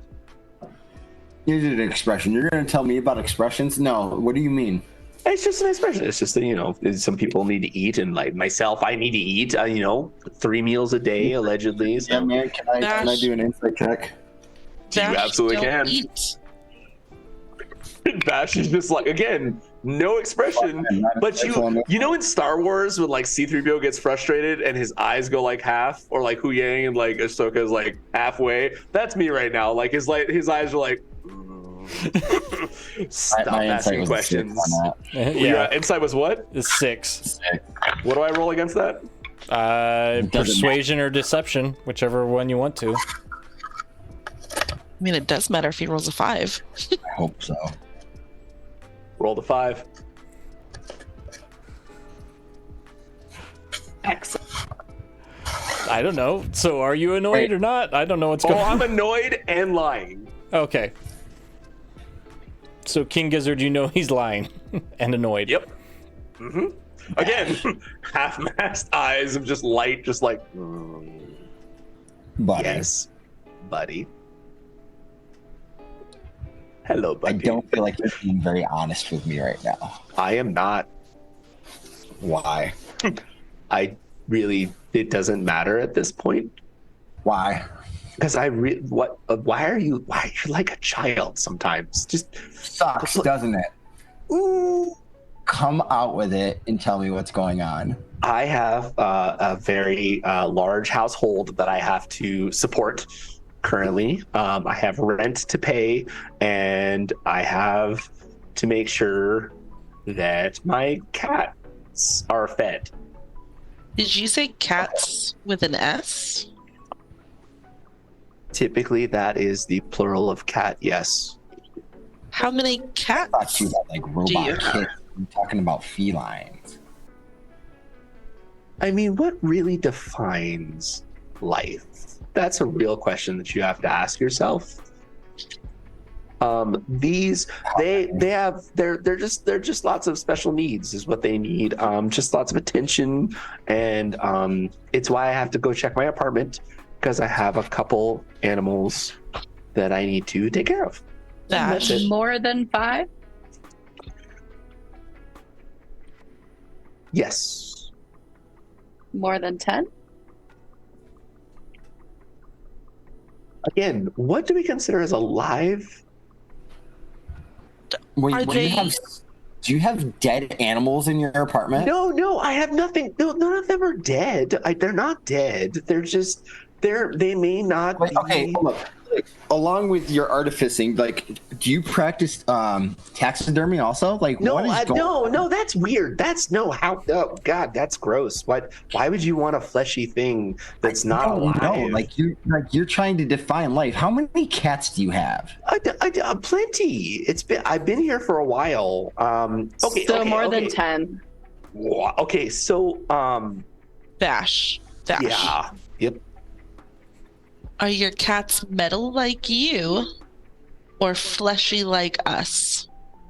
Okay, so remember. No. Metal like you, fleshy like us. Not fully metal. Some have wood and other pieces and parts, and How many of these cats did you make? And how many did you find? It's been a while. In all honesty, just be very transparent. Do you remember when we were in the Grove, and then we found Revniak, and he needed to have a bodyguard, and I had an ability that could give him a bodyguard that was very much alive to an extent that would make sure that he was protected because he could, follow directions. Vash. What directions do your cats follow? Well, some follow. Miss Mittens, she's very cuddly because she was one of the first ones that I met. And then Captain Caruso, he's very much standoffish because I wanted to understand how cats actually function. And then Molly, and you know what? I was just trying to figure out how most of the people that I talked to and interacted with shared emotions and what those emotions looked like on a standard basis. So I started creating. Yeah, because you just put them together out of the pieces. So I would how do many? Well, just a number. That are in the house or outside. Both. How many cats have you created? I don't have a count. Vash. Yes. How many a week do you make? I don't make a lot a week. I mean, I've been with you guys for at least the past year, so I haven't had any time. I had to go to work, so I haven't had any time whatsoever to work on my cats. Are you practicing necromancy? No, they're not. I mean, it depends on what you say is alive. They're not. It's not really necromancy. It's more of like, so it's an artificer skill, right? They're not alive, they're not dead. They're just a study of how interactions happen between me and creatures from a social perspective. And each one has their own personality, and we figure out how it works together. We build a symbiotic relationship. That's it. It's very simple. I don't know what's so hard about this. Does each one have a litter box? I feel like we're getting off topic. We literally have a manticore horn that we have to get in a few hours, and we have to go do things. I don't understand why we're worried about my cats. Well, because you're worried about your cats. If you're worried about your cats, and I'm worried about your cats. But I have to go to work. That's the biggest thing. Okay, can we talk about the cats later? I promise I will show you pictures and do all of these things. If you get to work, can you just show up to work tomorrow after we get the manticore horn, or do you need to get there today? Well, we're already past lunch, so they usually frown upon coming to work after lunch because that's pretty much a day off at that point. So even if you worked all day, you're not going to get paid for it. So it doesn't make sense for me to go now. Don't forget, it's Saturday. It is Saturday. So probably doesn't make a difference to Vash. Probably doesn't, and probably doesn't make a difference to Dick. Let's be clear on that too. It makes no difference to either of us. His name is what it is. Yep. So again, after lunch, probably not a good time to go in. But in all honesty, I can go in on Monday. So we have tomorrow to get the manticore horn, which I was hoping to finish off this week, and then I could go back to work on Monday. Cool. So we're good to stay at the Dirt B&B tonight, then. Yeah, sure. Except for. You said you have to take care of the cats. Oh, I did before we left, so they are perfectly fine. Okay. Now we have determined that we have time to kill. How does one care for a mechanical cat? I feel these are a lot of questions. Do you feed them? We don't do they eat? We don't. Do they have a litter box? We don't know where Amber and Gizzard came from, but you're concerned about my cats. Yes. We are very concerned about your cats. I don't give a shit where I came from right now. Like, I could come from a litter box. I want to know about, For the record, we know where they came from. They came from Waterdeep. We don't know how they came, but we know where they came from. So again, do you feed the cats? Okay. Do they use a litter box? Okay, I'll be very... How old is your oldest cat? That's what I want to know. Do they grow? Do they start small and get big? Do you have kittens and cats? I've been here for... Are they cool cats and kittens? I bet you regret having those cats now, don't you? No, absolutely not, because I know all of their personalities and everything that they do, so I know how they function and operate at all times. That's one of the things that I've been studying for the longest time. If you know all of them, how many do you have?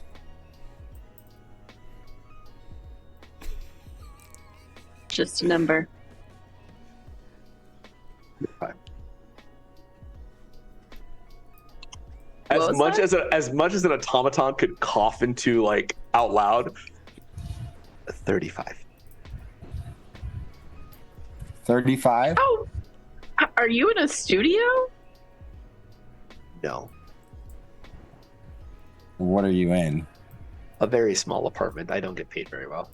Well, I get paid well, but I save most of it. I don't need to have anything lavish. It's just me and the cats. The Vash, sweetie. I just want to point out, this whole conversation, I thought you were going to say hundreds of cats. Same. Don't get me wrong, 35 cats is a lot of cats. But it's not hundreds of cats. Well, there's a slight problem. And that would be? What?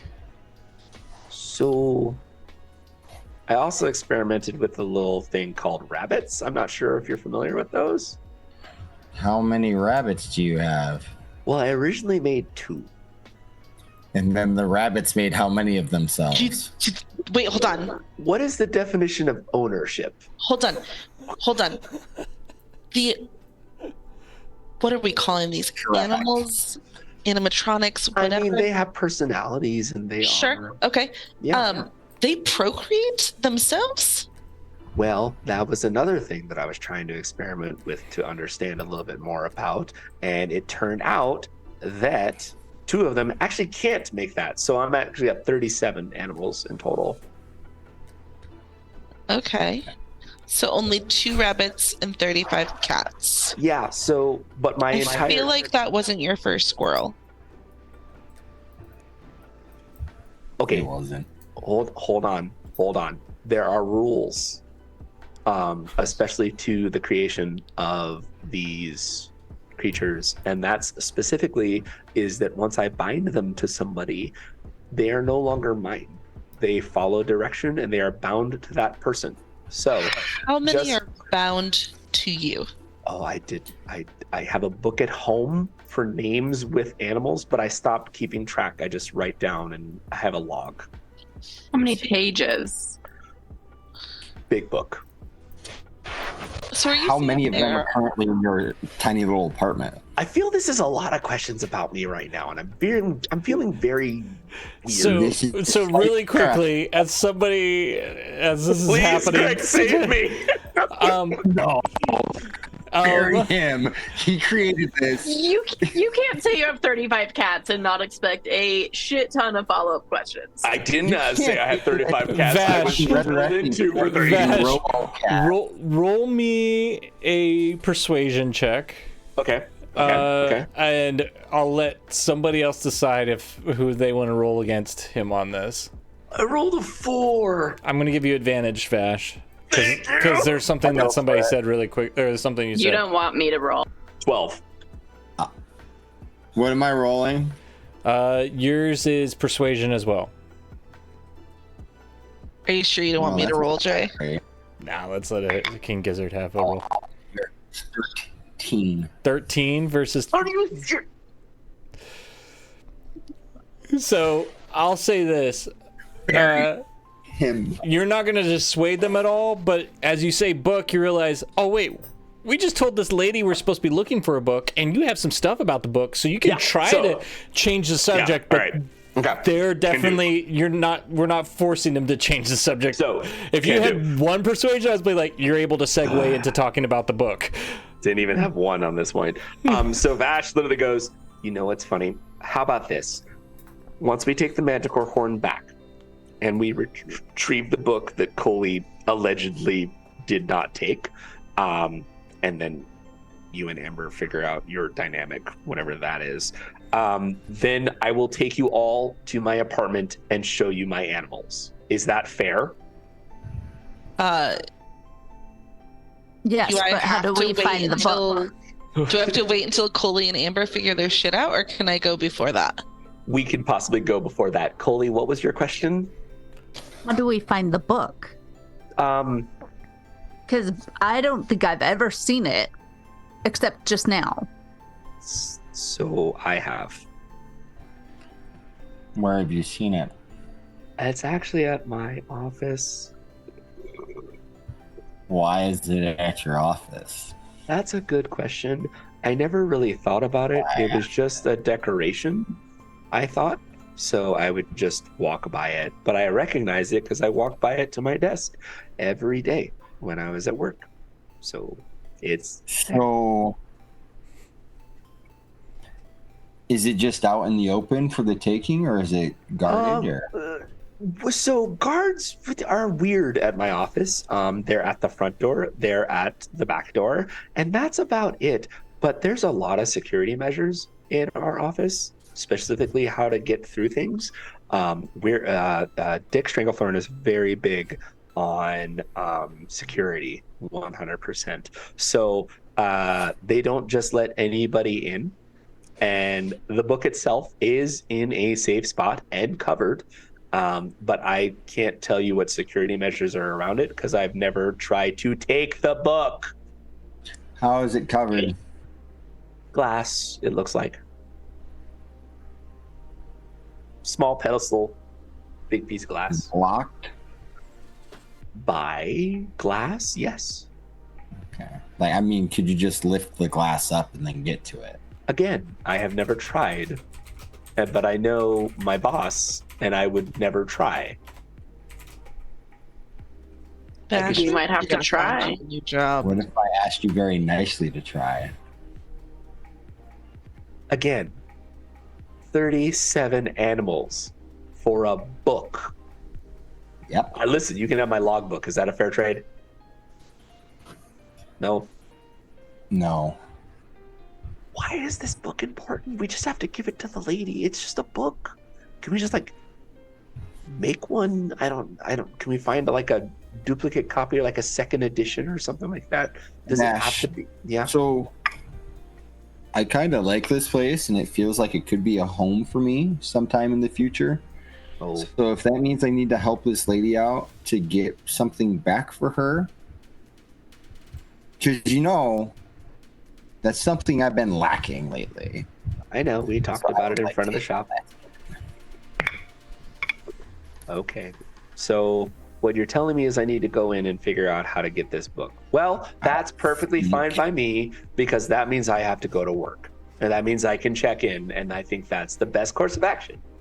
Right. And you can give us better details while we figure out a better way. Sure. Or something other than just taking the book. I can totally just go in there and ask. I mean, I would say that's not the smartest course of action, because why not? Just say, hey, can I borrow the book for a minute? I think that would be fine. I could talk to my boss. I think Dick would be fine with that. Yeah, you're not borrowing the book. Like, we're taking it and then giving it to a. Well, I think that's what you guys call lying. So if I try that, I think I can get away with it. And if that happens, you lose your job and you can't feed your animals. Oh, so wait, hold on. But if we steal the book and get caught, I also can't feed my animals. Wait. Right. This is Which a double. Is why we formulate a plan. Like, say, talking to Ivara again, if we can get in good with Officer Dick Grayson. And, Why are all these people named Dick? it just happened to be that way, I guess. Lots of Dicks, like a whole bag of Dicks. It's weird. Yeah, all of them. I bet if you returned the book, she might be willing to provide a supply of cat food in exchange that could keep you going for a while. That probably wouldn't help in my scenario, but I think that is something I can. I just want to see if we might be able to create a replica of the book. That's my big concern, is that we have to do something after hours, but that office is pretty much tied up most of the time. Vash. Yes. As he's saying that, you realize, you remember, because it's the forgotten book and all that stuff. Yep. You can make a replica of the outside. Can't make a replica of the inside. Yeah, no, 100%. So if you wanted to relay that, because remember, I would relay that to them and be like, hey, if you open the book, you can read it. When you close the book, you don't remember anything, yada, yada, yada. You have to have the book open. So I would relay that to the team. But at the same time, from a logical perspective, Vash would also point out, I have never seen anybody read the book. Okay, so if you forget it after you read it, we could write a whole bunch of nonsense on the pages. And yep, it wouldn't even matter. The question is, how do we get in? And that's... But wouldn't they remember that? They would. If they read the nonsense, that they remembered the nonsense and not forgot it? Then they would know it was a forgery. Is there a spell we could cast? Oh, I don't do spells. I think that would give us enough time to get the book to where it needs to be, and then I would just, as long as I'm not on camera, I think that I could get away with not being part of this. You all understand, like, this is my livelihood, right? That's why I'm trying to be very careful about it.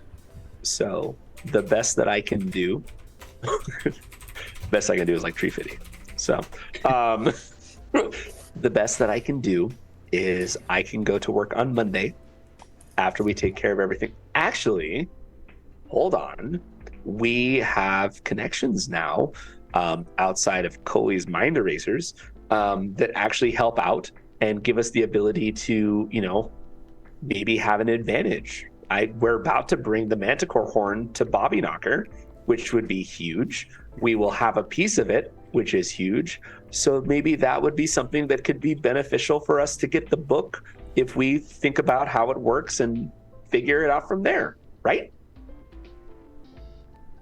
And we take a minute to sit down and strategize.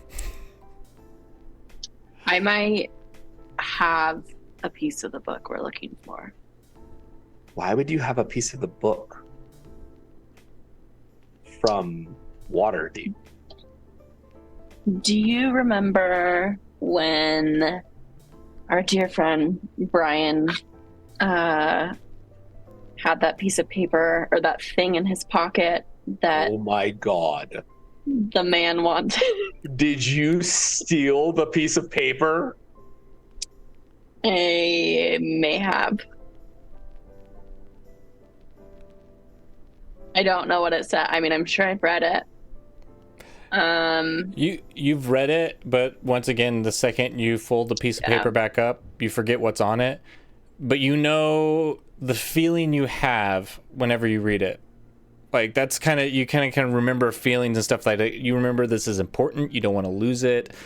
You remember the fact that like you can't remember what's on it. You remember you have the piece of paper. Beyond that, you don't remember what's on it. But it's in your possession still. Yeah. So I have that piece of paper, and if that can help us somehow. But that means that a piece is missing out of the book.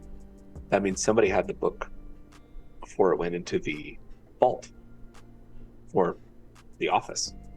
I think it's been on a journey the last 2 years since Coley stole it. I didn't steal the book. Listen, we understand you did not steal the book. Allegedly. Allegedly. You have a lot of things, Coley, like that came from we don't know where. I came by most of them, honestly.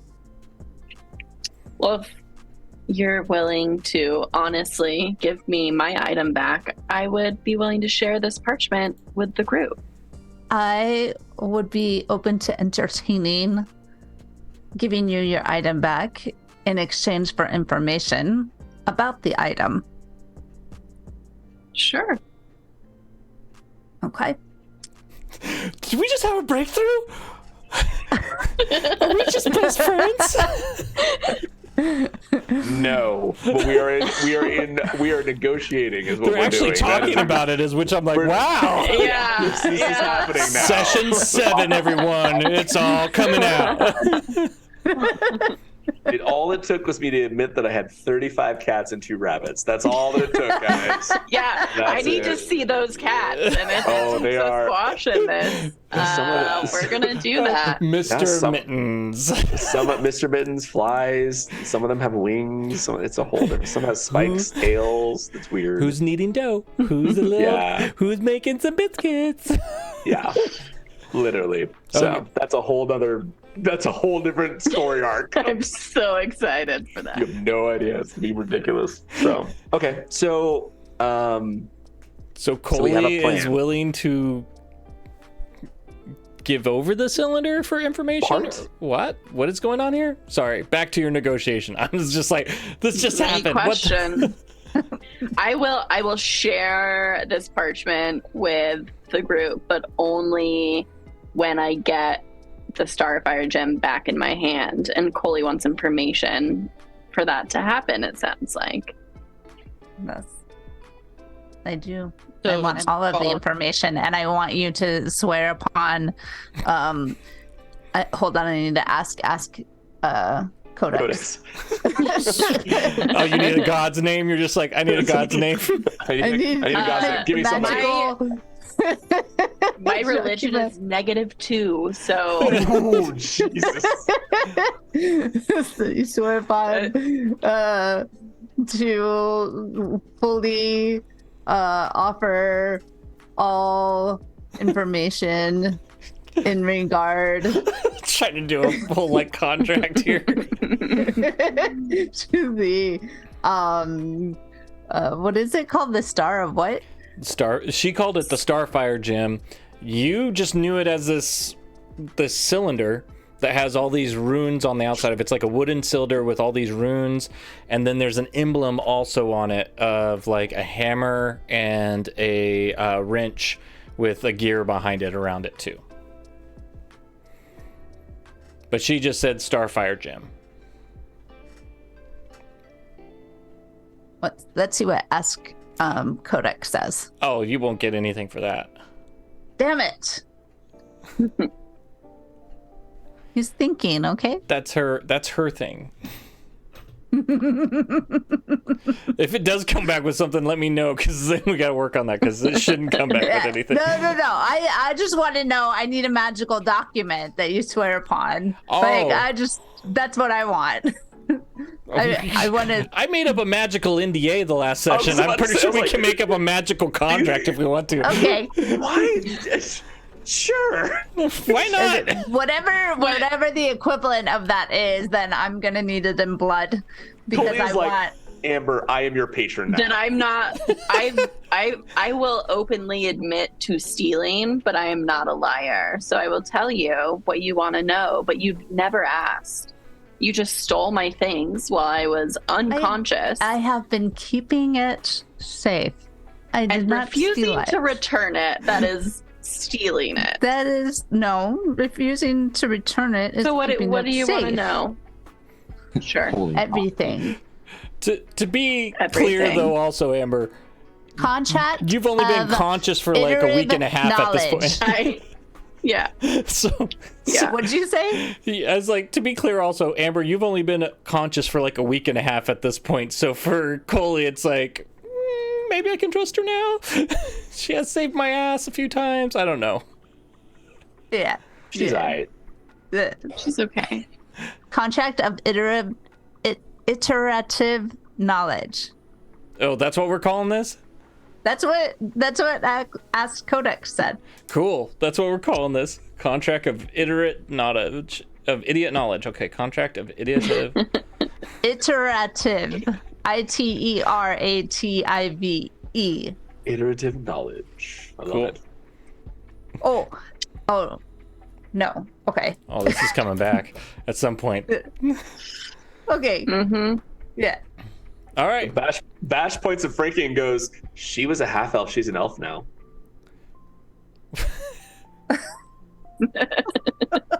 Wrong.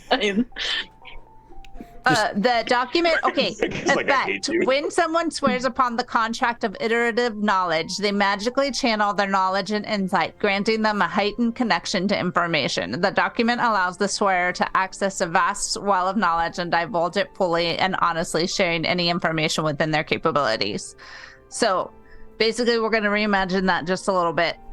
She touches the scroll with her blood, putting that memory of any information she has about it, and then it's linked to me, and I get the information.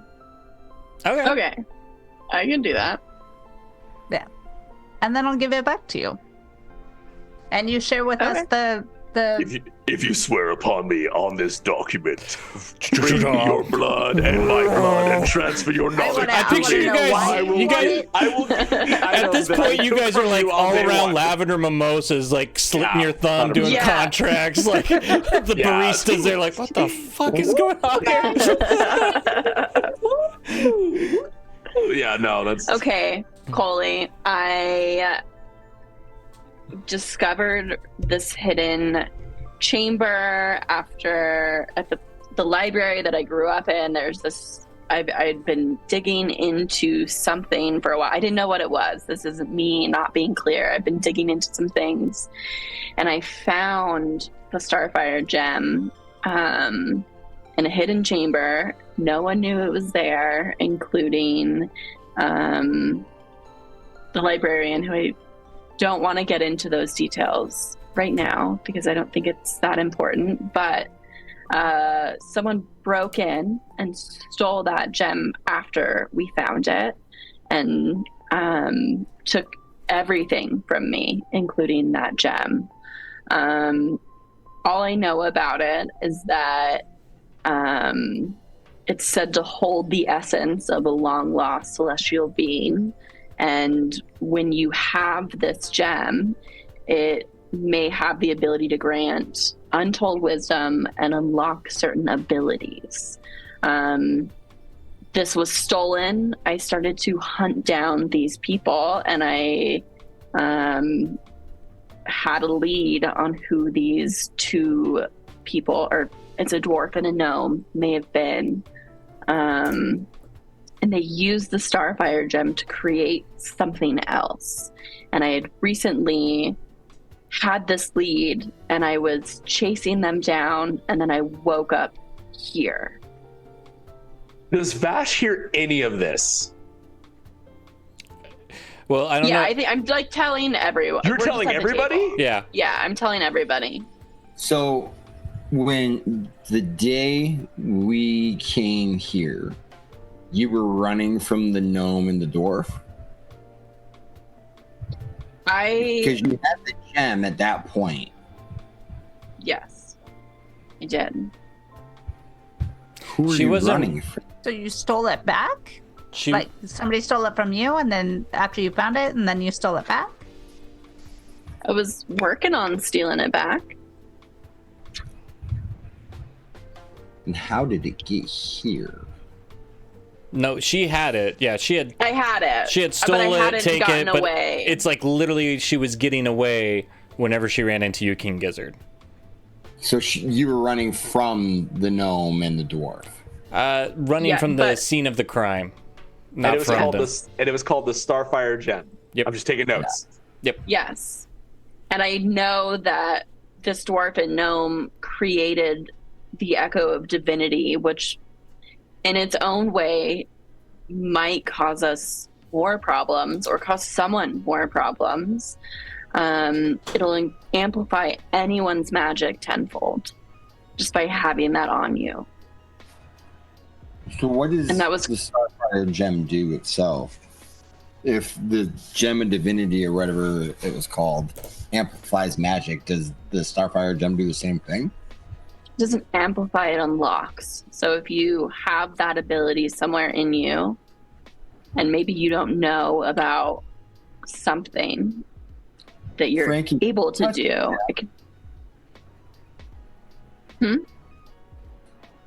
Frankie, did you touch it before Coley got to it? No.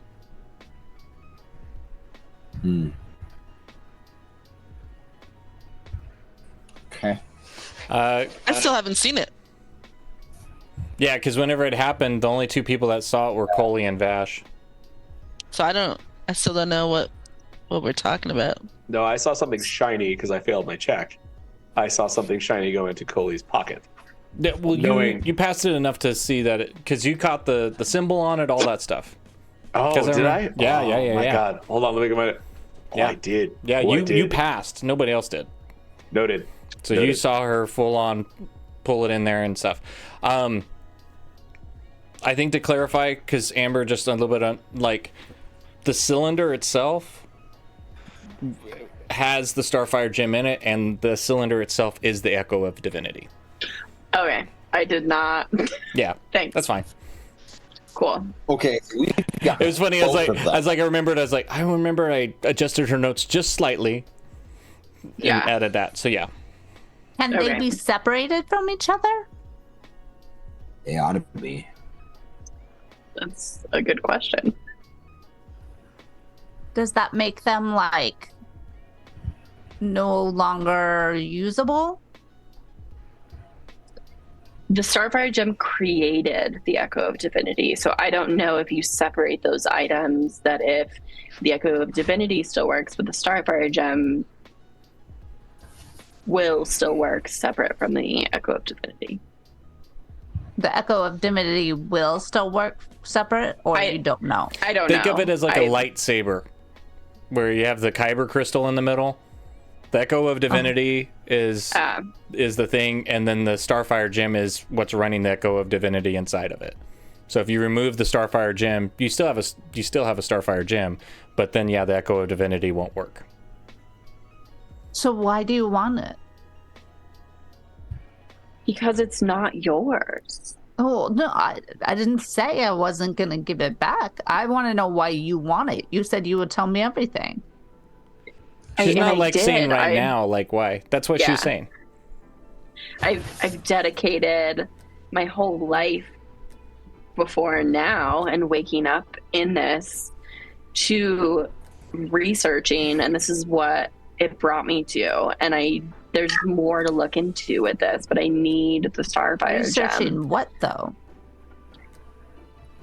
That's the fun part about research. You don't always know what you're looking into. Why do I feel like you're not telling everything? I signed your contract. Coley? We have a trust issue, you and I. You wanted me to for a sign week the and a half. Coley? What? Where is this Echo Divinity now? It's locked up. How locked up?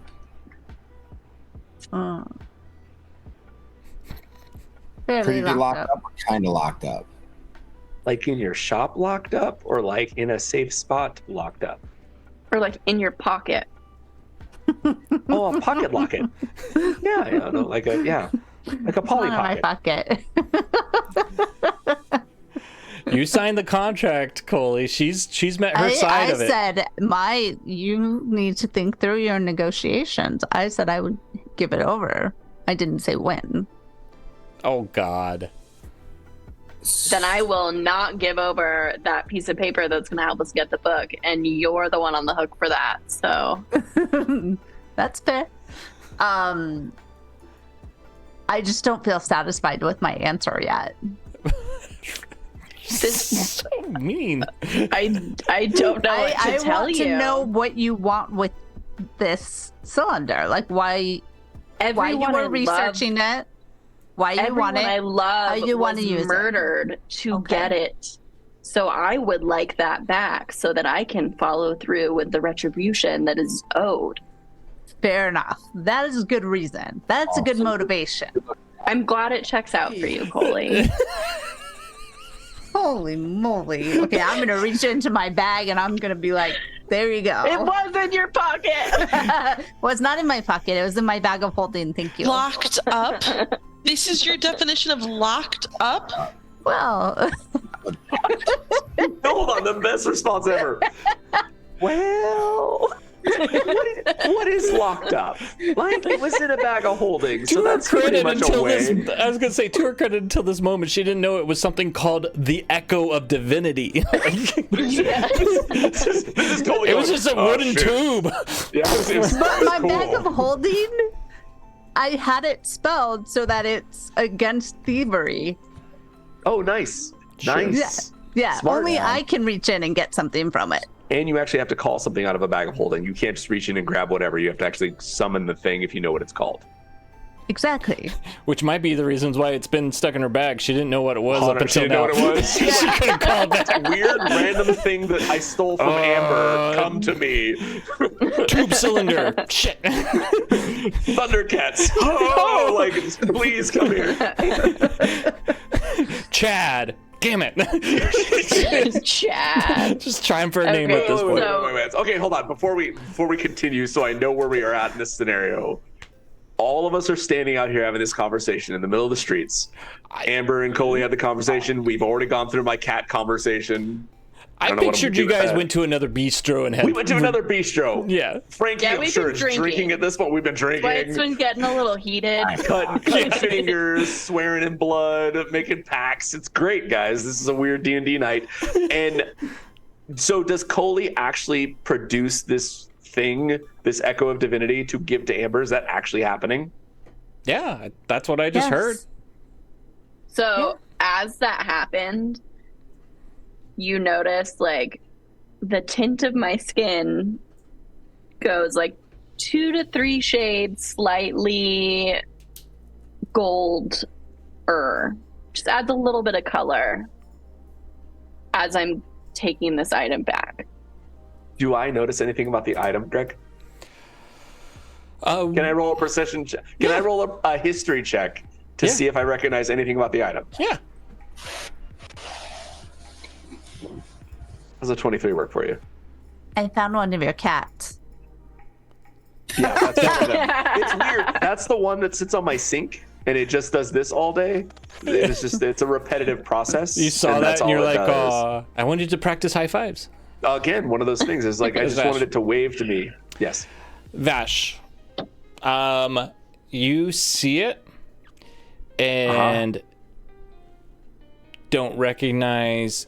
The only thing you recognize is that emblem, but you do not recognize this item at all. Have no recollection of it, no memory of it at all. Okay. Cool.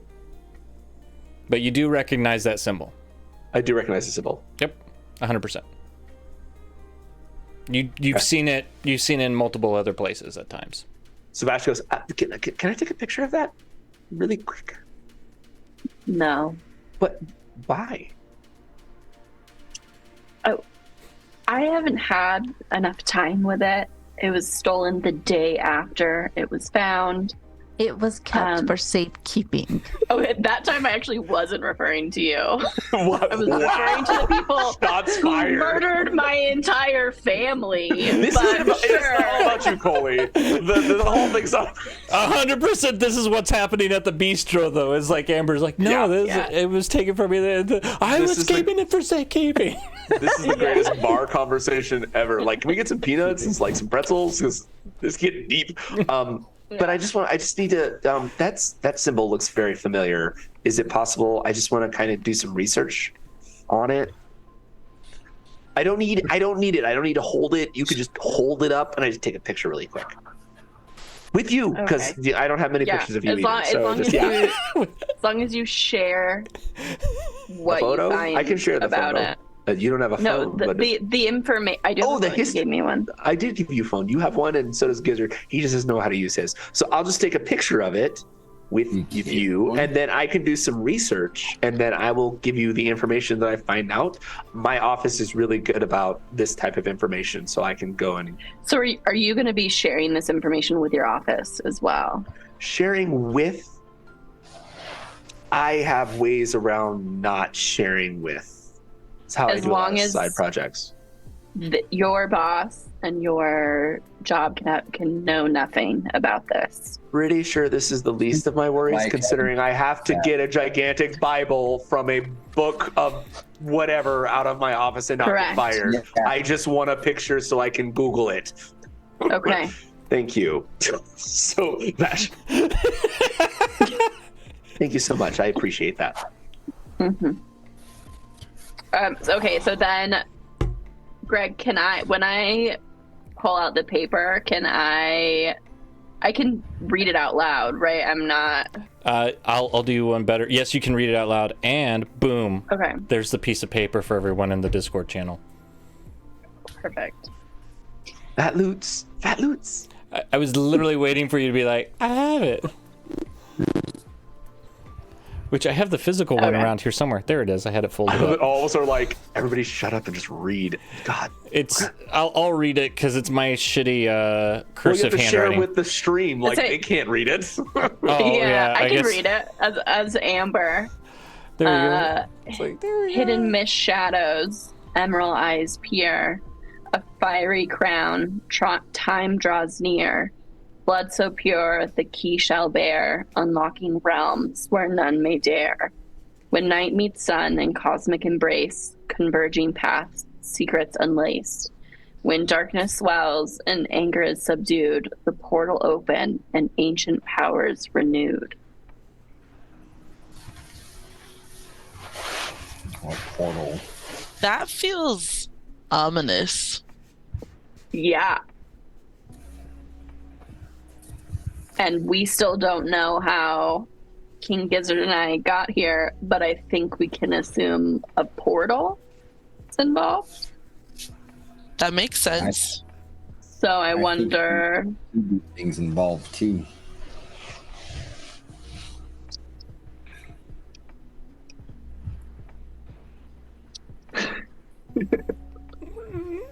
Is this one of those spells, or is this a prophecy, or?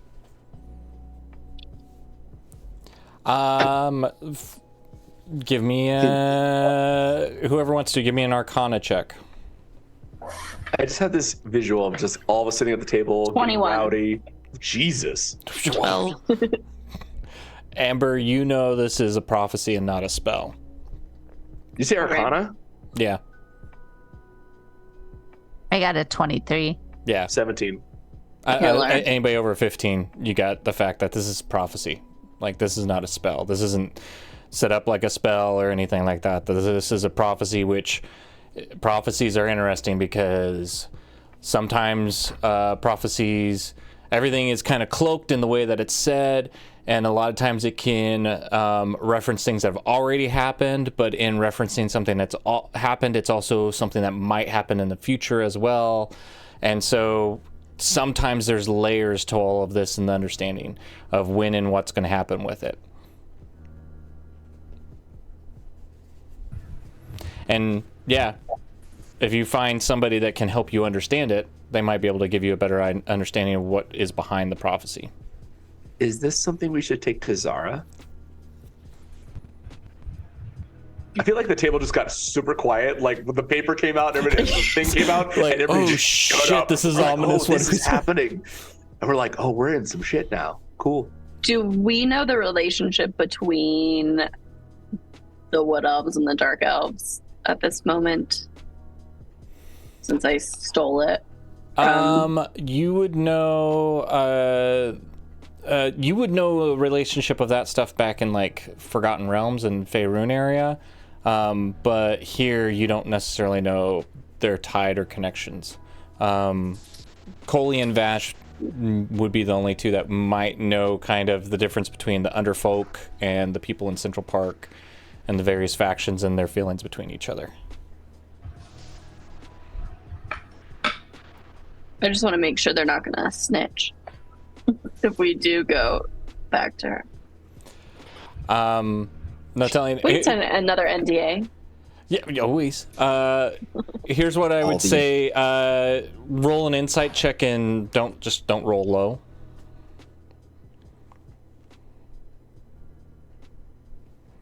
Uh, 11. Yeah. What you get with Zara is she's more of like an artisan than would be somebody that would know about prophecies and lore and those kinds of things. So she's great if you want to know about specific like artifacts or magical items or to create those kinds of things.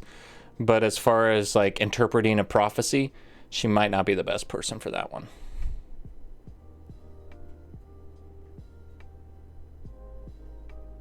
I wonder if Bobby could help us.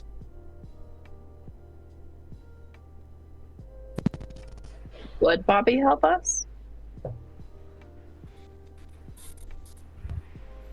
These are all great. I get the feeling he likes this. I was gonna say, as you drink into the evening, these are all questions you ask that will be answered on next episode of Legends in the Making.